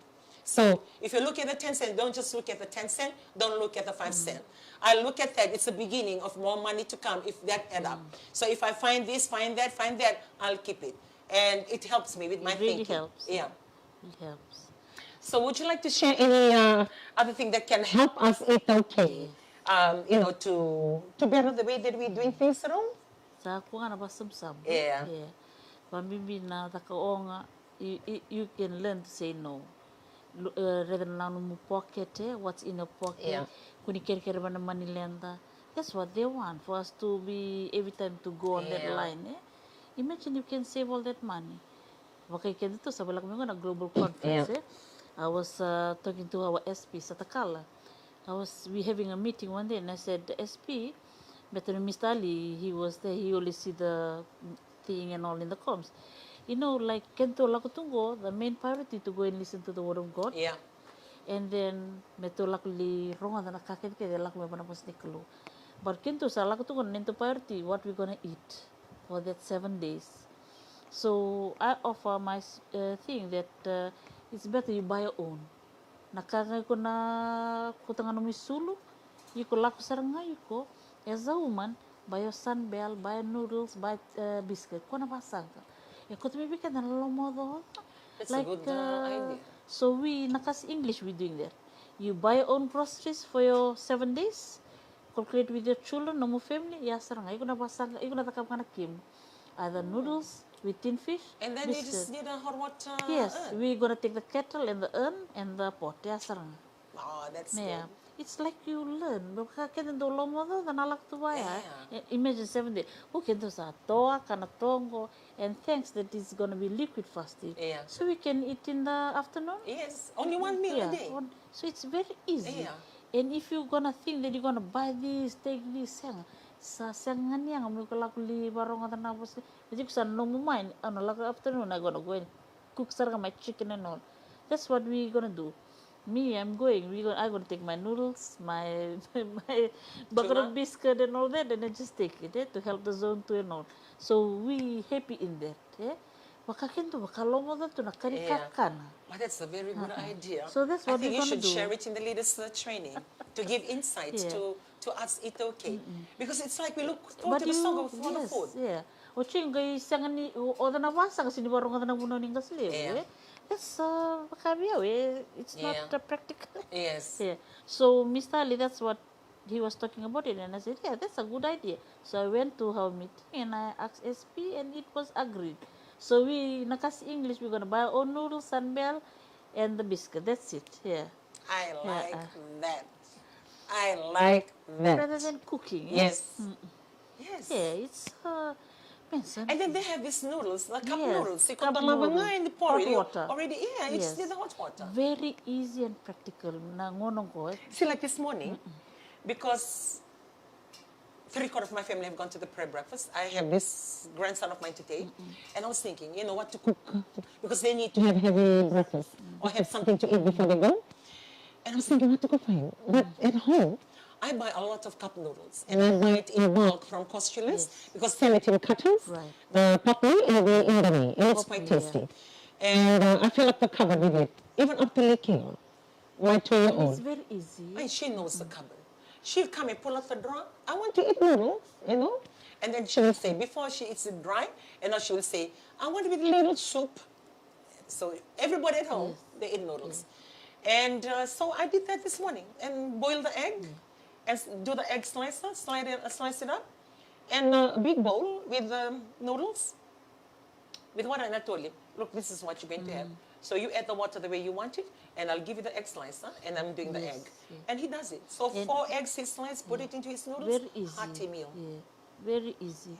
And even if you want to have a cup of noodles with egg, you just boil little water and so by nylok. Yeah. Macam sana float, then you put it in a noodle. Meta aku ni lomodo dan pasang ka. Ikut bibikin na baka kinto sa barong cungan sa pos cungan but what you gonna cook very easy, just open the tin fish, noodles there, biscuit there, tonem biscuit without butter, don't have to buy anything. That's what we're gonna do. Nakas English, we are doing that. Yeah, I like that. Well, that's food for thought. And you know, even when you go camping, to take all those kind of thing. Well, we are sharing with us this morning for the ladies on the little things. And I believe most of the things at home, it's a way that we can manage our family. And when we are good and we can manage well, it's amazing. The change you can make at home and the little things you can do at home. And I was sharing with her this morning, it's been a while, I haven't been to a second-hand shop, but last week, one of the days, when I walked past the second-hand shop, I used to go to Nakasi for certain things, and I walked past right at the corner where the steps go down. I used to see this Velocity, and every time I walk past, it's always closed. But the other day, when I came, it was open. So I said to myself, I'll go in. And I walked in. And I know some of the people in there, they say, oh, Randini. And I said, you know, they might be thinking, okay, Randini is in the second-hand shop. And, well, it was, I enjoyed going to second-hand shop. And you know what? I find little things. You know that family sign? I got that for $2. And this frame that has nice writing. And I got that for $3. And what else did I get? Yeah, there's a lighter thing on the heart there. I bought little things. And even I managed to find some little toys for my granddaughter. So all I needed was to put in the battery. And they're good quality ones. You know, some for $3, some for... And Velocity has got quite a good range. Oh, yes. So when I got that, and to the extent, because there was the frame, still new frame, and I like the wordings, and it was behind the cage. So when I looked and I said, are you selling that, or is it? And then she said, yeah, we are selling. I said, can I take that? So I took that on. And there was this shelving of everything, listen to this. And I was taking out the things. I was making the things into the basket. And there was this nice thing. And in my mind, I was thinking, man, this will really look nice on top of the fridge. I was thinking that. Or because I was thinking this show, the little things that we can, you know, change it over. And I took out this thing. It's really nice. Like it's got and it's a, you know, fake one, a branch. Beautiful. Like you look at it, you think it's an autumn tree, you know, like